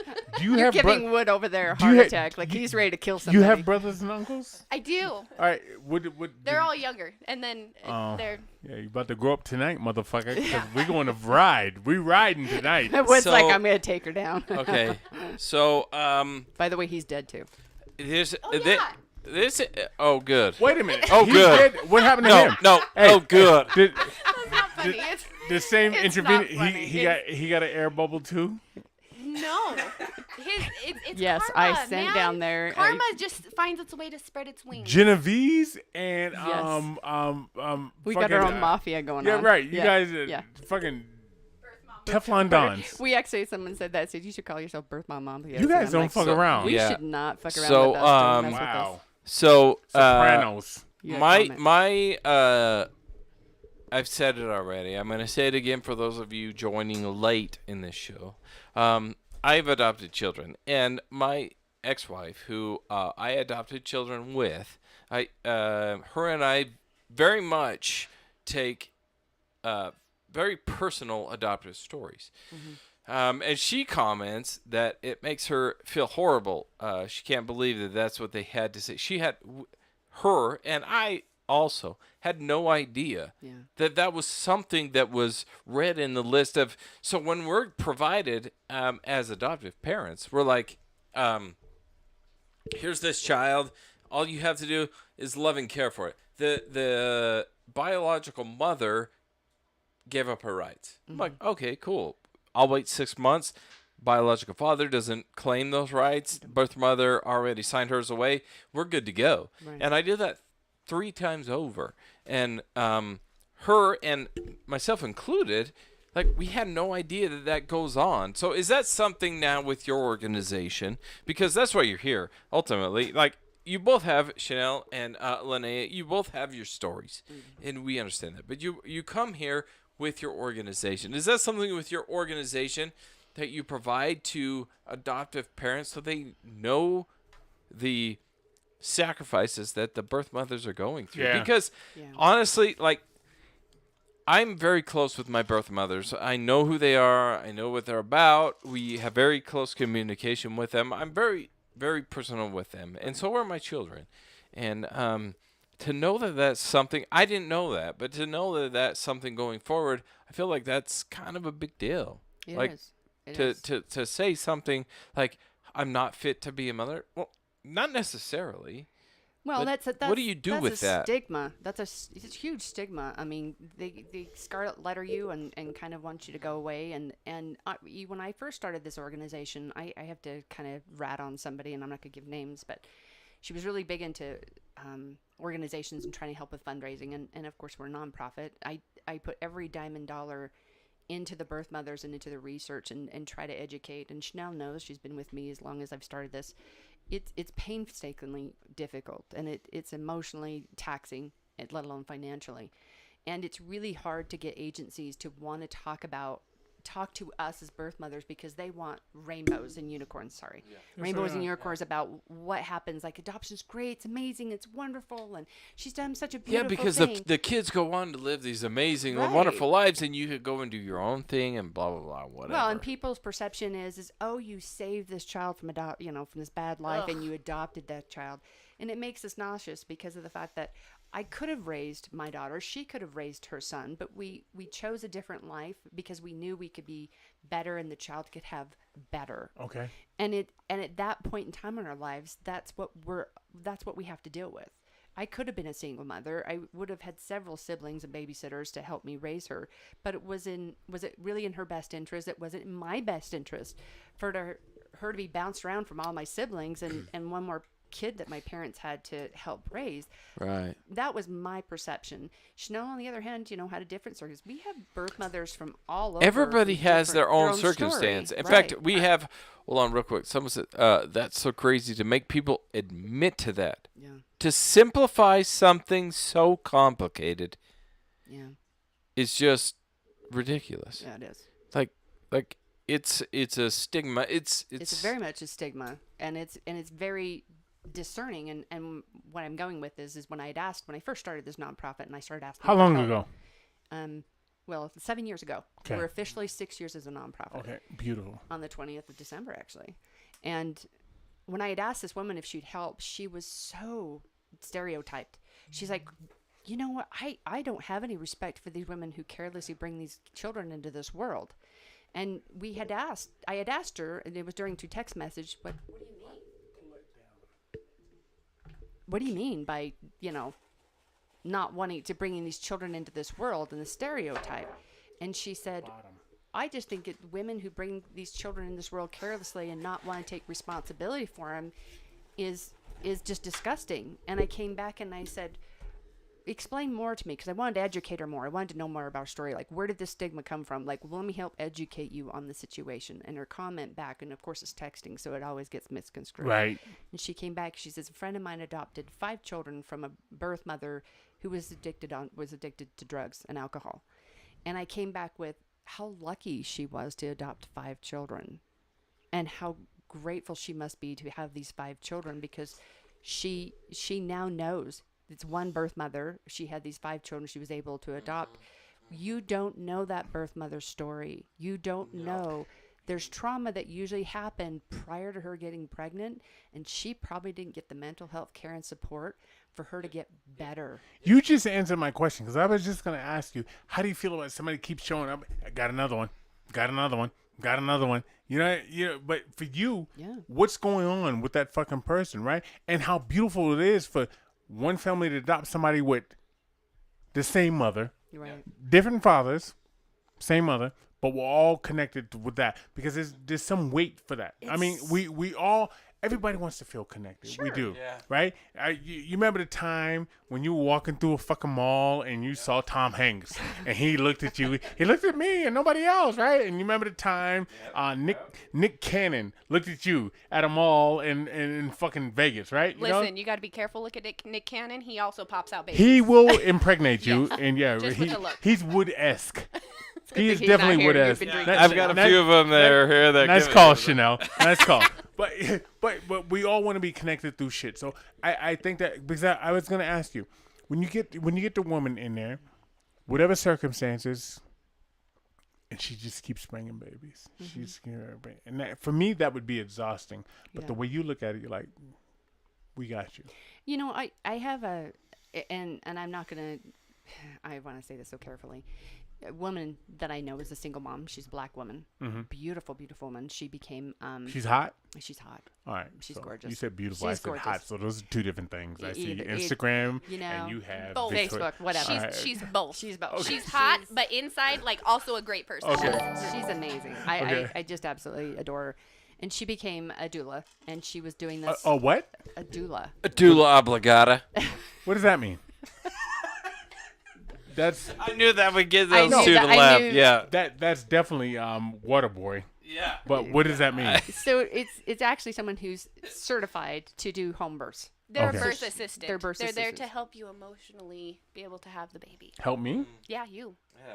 Yeah. They're there for dad. They're there Some for men, mom. some men can have babies. Okay. It depends. That's a whole nother story. That's a episode 9.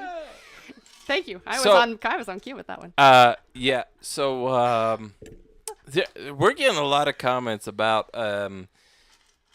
like, the process of adoption, because most people, and myself included, for that matter, having been through the process, like I always feel good. Like, I've adopted children. I've given them what I feel a better chance.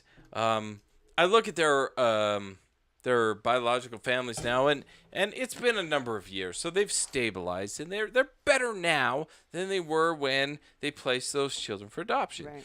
But at that time, they needed that, and so I provided that, so they're better now. But we're getting a lot of comments about people blown away at the process of what adoption is. I don't think any of us really know, unless you've been through it. Linnea, Chanel, you guys know, like, that for front end. Yeah. What's told to you? Hey, basically, you're gonna give your child away because you're a shitty human being. Okay, let's That's- go with that's that. the way I understand Let's go it. with that other than the hot black girl we were just talking about. Let's We go.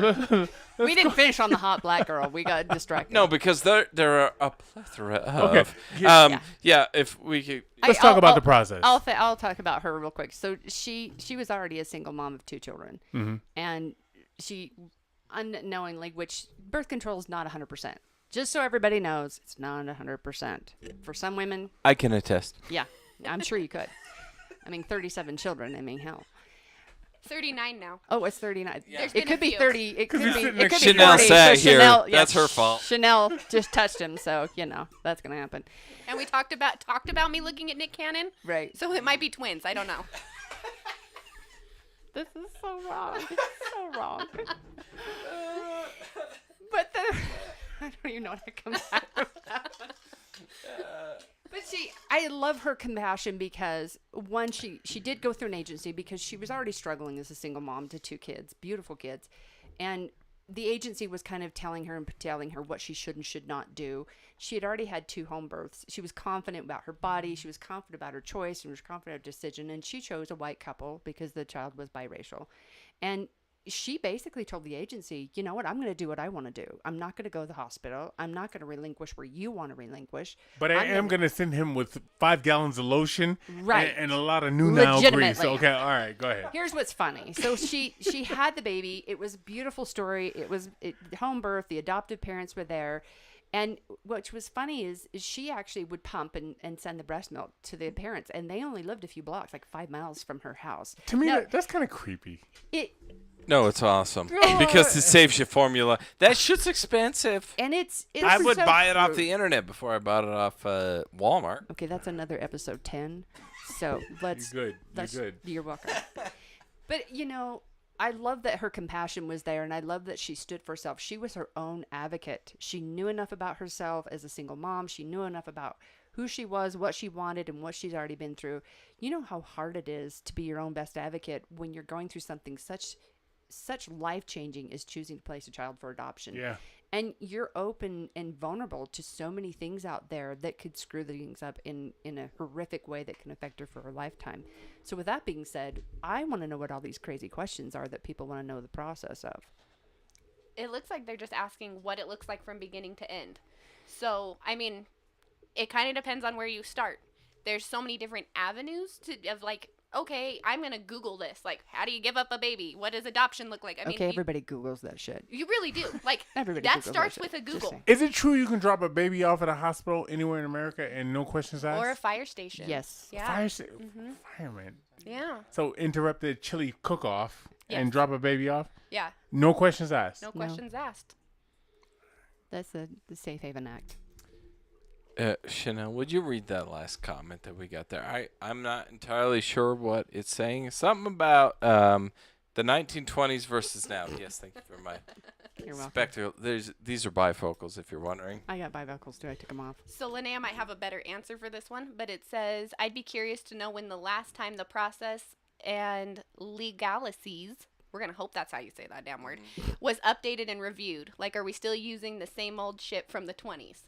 No, actually, the state of Utah, I was very grateful and very honored to be a part of Utah's state laws and changing that laws about 8 years ago. About 7, 8 years ago, right around there.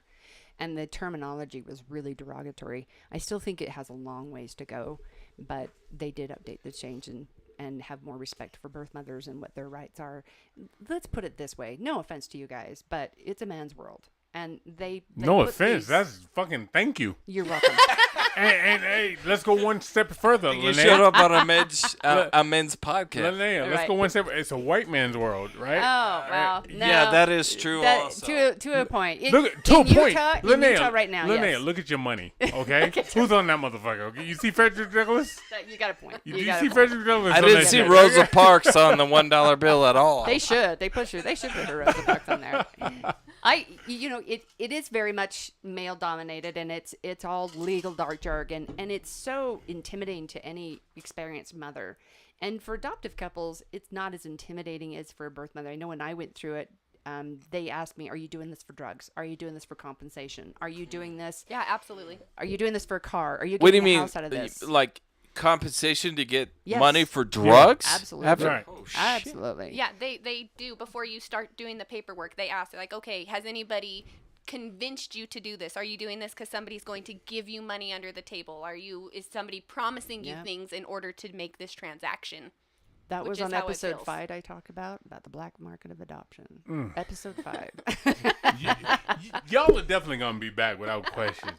Without questions. You got more to say. But it does. It does happen, and yes, the terminology has changed and the laws have changed, and they have what they call a PACA agreement, and that's A what episode agreement? 11. A what It's agreement? called a PACA agreement. It's an adoption agreement. Alpacas?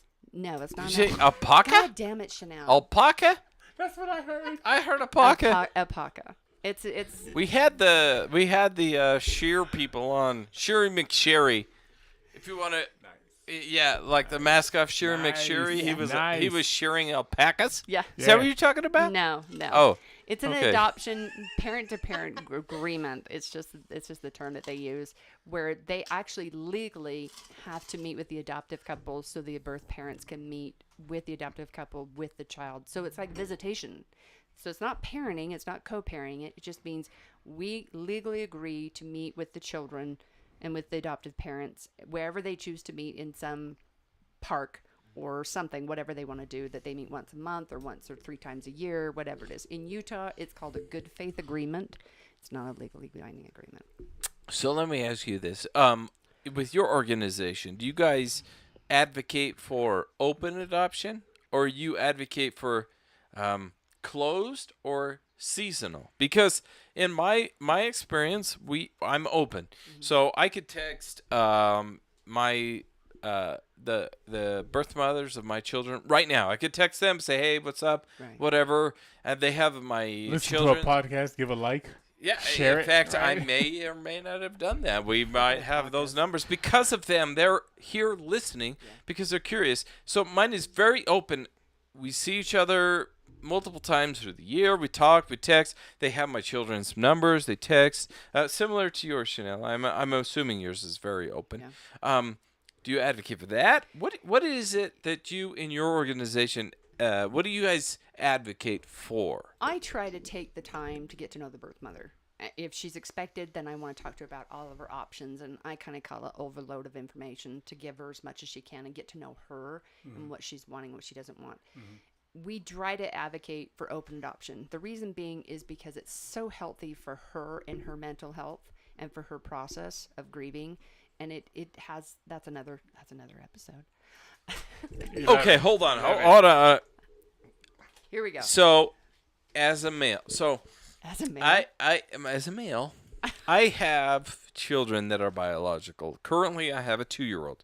Well, she's about to turn 2. She doesn't know at this point in her life who birthed her, mom or dad. All she knows is mom and dad. So, me and her mother, we put equal. I feel like her mom would probably argue with me and probably punch me right in the face. Chanel pumped. I hope. That we put equal amount of effort and time into raising her. So she sees mom and dad as mom and dad. At some point in her life, she's going to know whose canal she came out of, which is mom. Right. Which I fully respect that. Obviously, I have multiple children. 37 to, was that right, Chanel? 37 No, you're on tonight? 39. I don't remember. Or I think we're at 39 tonight. I see that as like, as much as like we put into whatever that child as a father or a mother, you're going to be respected as such. Do you try and express to that mother, hey, you have more influence or less influence? How does that work with like the birth mom as far as it goes with the adoptive parents? Does that make sense? Like, you're telling... Oh, Chanel's got an answer. Chanel wants it. I'm like, ooh, I'll take this one. She wants that question. Just because, I mean, communication's huge. That's Huge. the biggest part is what does she want? What do the adoptive couple want? What's best for this child? That's what everybody wants. That's the one common goal, is that everybody wants what's best for this baby. And when you don't know what kind of lotion to put on your baby, birth mom knows. She's the one to ask. Like, if you can keep that open, then when that child has a question, like my birth son, he called me oh man, a few months ago, and he was like, "Mommy Chanel, my mom said that I have to go pick up dog poop in the backyard." And I told her if I lived at your house, I wouldn't have to do that. Because you don't have a dog. Yeah, I was like, you're absolutely right. You know why? Because I wouldn't have a fucking dog. Yeah, there you go. And he Get your ass out there and pick up the fucking dog Pick boot, up you the dog motherfucker. shit. I wouldn't have a dog, but if I had a dog, used You'd to be be- picking up his You shit. be cleaning up shit. I was like, because I don't have a dog. And I hear his mom bust up in the background. She's dying, and he's Oh, like, good for her for being involved in yeah. that And conversation. she's like, and he goes, "That's what she said you'd say." I was like, "Go get your shit done." Yeah, go grab the shovel, motherfucker. get it done. Stop trying to fucking use me Yeah, to, that's against them. That fool's got a Saint Bernard. There's Damn. plenty of shit to pick up. That's huge. That's a lot of poop to go Linnea and Chanel, I had 2 pit bulls for the longest time, and I would go out there, and I heard about your yard. You need to put a lot of money into it. somebody Dude, I listen, saw you. somebody listen. I watched it. I'm telling you, I was out there like John Henry with a fucking shovel, cleaning up dog shit. It was incredible, man. Wow. Fuck. But here's another option. I mean, my daughter and I are both big busted, and when she grew up, she honestly hated it. I mean, who likes our bodies when they grow up? Your balls drop, you have your voice that goes up, and then girls, we have boobs and it hurts. I mean, there's all these weird things that you're going stop. Your titties when they grow, that hurts? through. They hurt. I never knew that. They're Oh, yeah. sore. Don't touch. That's why That's why I kept squeezing them. It's like, That's why in '84 they scream. I'm like, you like this. I That's was- why you're screaming. That's why in '84 That's why I we was need to licking squeeze them. your balls real hard and go, "Do you like that? Do you like that?" No, Asshole, let's show you what it feels like. I don't.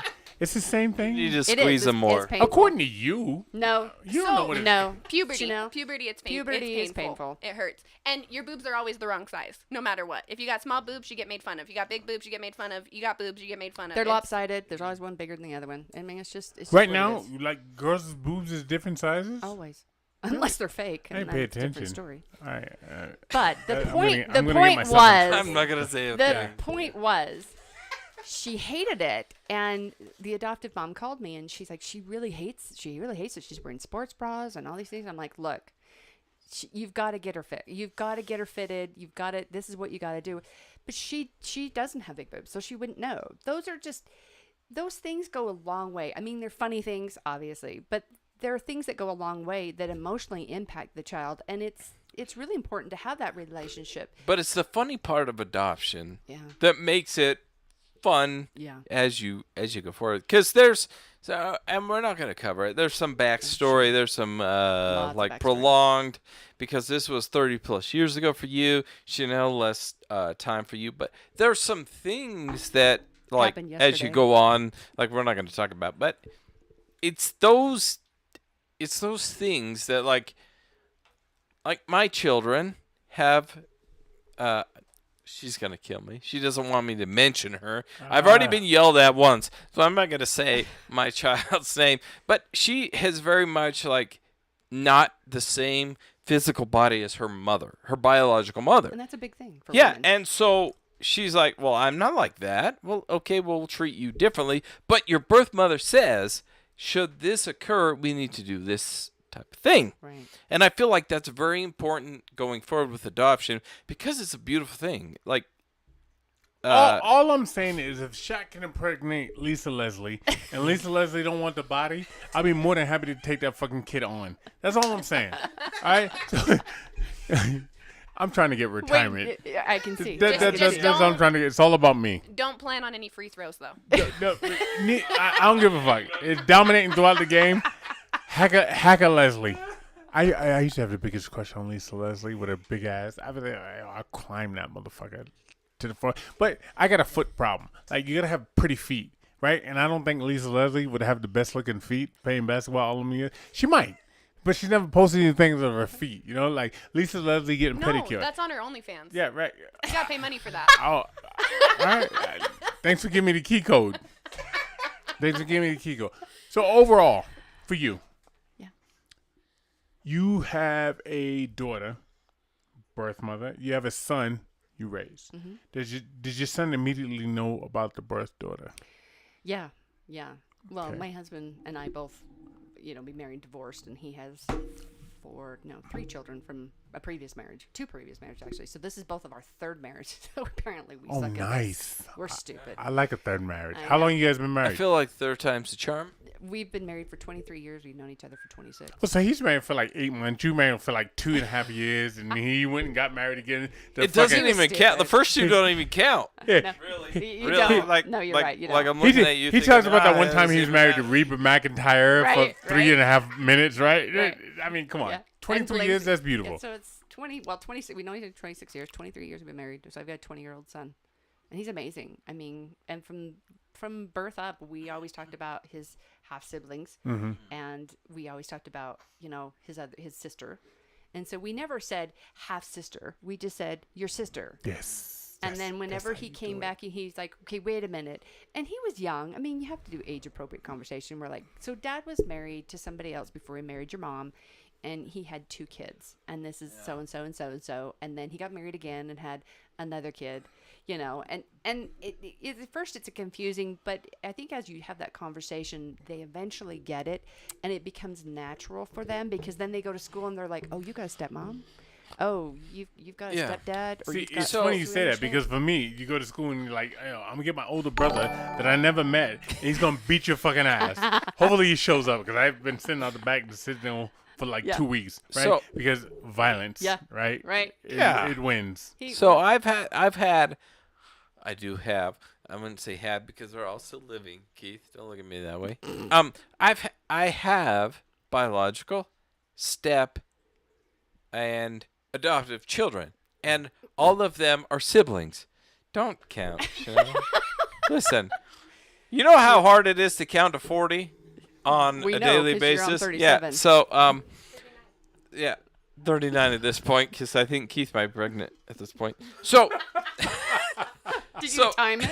yeah, It I took did. 5 I didn't look at seconds, my. though. I didn't look at my watch. So I understand the difference between biological, step, and half because I have all of them. And honestly, when I talk to my children that are adopted, Yeah. because now I'm divorced and I have a new child with somebody else. Oh, thank you. Look Right at on, that. Chanel. She's not Good for fixing you. me. You got a new job. Um, My biological and adopted children that look at a current biological child don't see them any different. And that's the way it ought to It be. should be. It The, should be. the adopted or the biological or the step or whomever should all feel like a family because that's what we are. I like how you did whom. Like you've been reading fucking. I'm educated, Keith. He's First really of all, not. I would like to lead with this. Would you be receptive to coming back on here again? Absolutely. Oh, yeah. All right, Absolutely. both of you guys? If you're All right. bringing drinks. You guys bought this one. We'll buy the next one. And drinks is I'll what. bring the honey.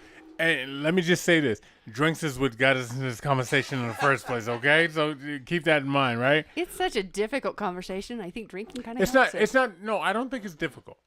No, I I think it's difficult for a Very lot of, important. It's a very so. important conversation. Important. It's very emotional. Yeah. And so it's sometimes there's just moments where you just need something to kind of lighten. I it would up. love to have you guys on again. And we've had so many fucking people on this show. We've had actors and fighters and fucking superstars and all this shit. We've never said, would you come back on again? Because we haven't heard from any of them ever again. But you guys, I'm going to lock you guys in. I would like to have you guys on again. So what I'm going to say, is that what you're saying? That is what I'm saying. And to Linnea and Yes. to Chanel, is that what you're both saying? Yes, is what we're saying. That's what we're saying. And with that, guys, I hope you appreciate it. And to answer Natalie, who's there, unless something has gone horribly awry, she does not want to breastfeed. She is a lesbian, married, so she's not going to breastfeed any damn person. Here's the thing about a lesbian, though. Sometimes they adopt kids, and you want to bond with that motherfucker, right? No, So not this one. She's not going to adopt anybody. Natalie, I know you're not going to adopt anybody. I know you're going to That's birth episode anybody. 27. That's episode 27. Thank you, Natalie, for slowing the curve of birth rate in this country. Thank you for that. To everybody that has been here through this episode, I did not realize when we said we were going to talk adoption how popular this would be. It's crazy. Oh, I got The blown numbers. up on my personal phone. We got blown up on the fucking whatever The social media you medias? got, Yeah. your personal phone. Yeah, And- yeah. And from them, we also got a card. Okay. And I'm Read gonna it. read. I'm gonna read this shit because nobody's ever brought us the card. They brought us the alcohol. Yeah, they did. And they Yeah, brought they us did. the outlaw shit. Yep. And these motherfuckers had an opportunity to be on the podcast. They fucked it up. Whatever. we'll get to that. But nobody has ever brought us a card. No, And they she's have got not. great penmanship. If you look She at that. does, actually. I'm going to pull out mine. Can I? Oh, no, that's your Chanel's? penmanship? Yeah. Can I read this? You Yes. guys mind if I Yeah, read yeah. this? She says, "Thank you for inviting us." Nope. I'm gonna start over. Thank you for inviting us. Your willingness to help spread the word on making adoption a better experience for all involved. You guys are a hoot. Can I read mine? And then she's got a heart. Oh, yours is different? Mine's They- different. Yes. Mine's different. So she did them all Yeah, individually? individually. Read Yeah. them, ballhead. Thank you for being so willing to learn about adoption. I already knew. The Yeah. adoption world. And letting us come wreck your podcast. Can't happen. Yeah. You guys rock. Hearts. That's badass. It is beautiful. Really. Seriously, you guys, I appreciate you guys coming on. thanks. You guys have been fucking beautiful to show up with the alcohol and Oh, and, you're gonna wreck it? Cause You I'm know what's drunk. funny is we do this every year for every birth mother that's part of our program. We make sure we get their information and we send them Christmas cards every year. And then the day before Mother's Day is called Birth Mother's Day. Yes, it is. And You knew that? I did. so we try, and I say try because it's a year-long painstaking yeah. way to get donations and to make sure they get gift bags because they don't feel like they're entitled to Birth Mother's Day. Mother's Day, but let alone Birth Mother's Day. So this year we're having it at Joseph. Well, it's not Joe Smith Memorial. We're doing it at Little America this year. And Little America. Little America. Okay. I was And there last week, and that motherfucker is expensive as shit. it is.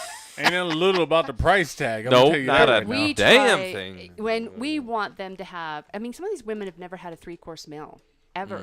Or What's let a alone- 3-course meal? That's a salad, that's dinner, and that's dessert? Dessert, yeah. So what's a 4-course meal? It's a Is that three- as hors d'oeuvres? Okay. Ooh, so really nothing. You said it's soup 3. and salad. Which one do you want? I said salad. You said soup. Like that. No, but we try to make sure that these women know that they're honored and that they're loved because they don't really get to celebrate Mother's Day and they don't No. think that they're mothers. And we But they want are. them to know that their anonymity is very important to us. We put a lot of work into that. We put a lot of work into their gift bags. We do the raffles and it never fails every year. It's always different every year, but every year we have these incredible women that come out and just cry and tell us their stories. And some from they're just starting to reunite. That's another episode of reunification, but they're reunited. You know, We have almost as many episodes now as Wood has of kids, so we gotta probably settle true. it down. Damn, I love the fact that you keep track Leave of me the math. alone. It's the math. But I love their stories because this last year we had birth mothers that had placed within 9 months to 2 weeks prior to our event.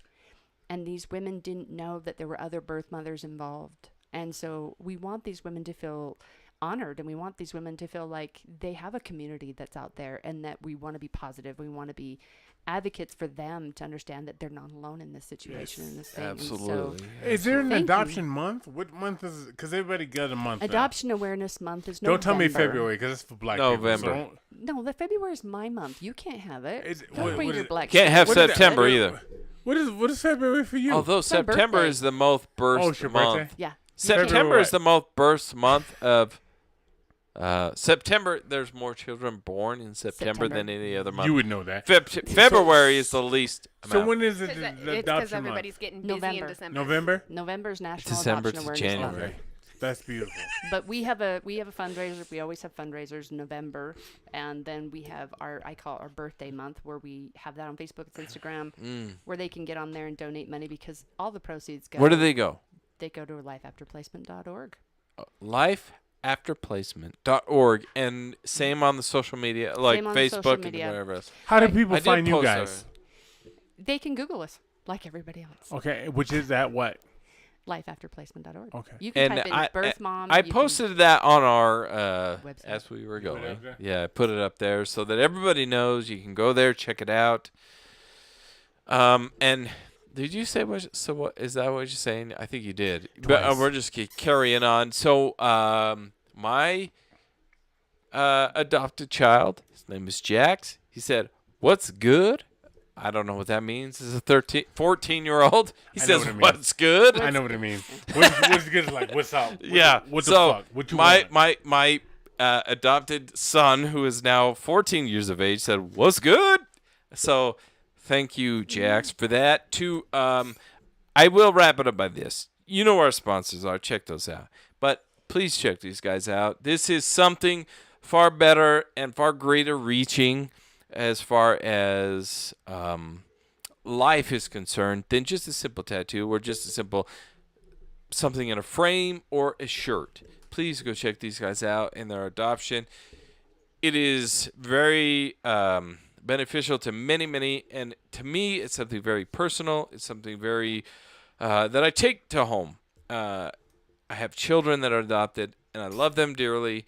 They're watching, so what's good? That to my birth mothers, Celeste and Amber, and I only say that because I know you're okay with me saying them. Wow. Celeste and Amber, thank you so much. I cannot be more grateful to you two to providing me the opportunity to be a father, to Linnea, to Chanel, and to Keith. I can't tell you guys enough that this has been nothing short of a pleasure. So thank you.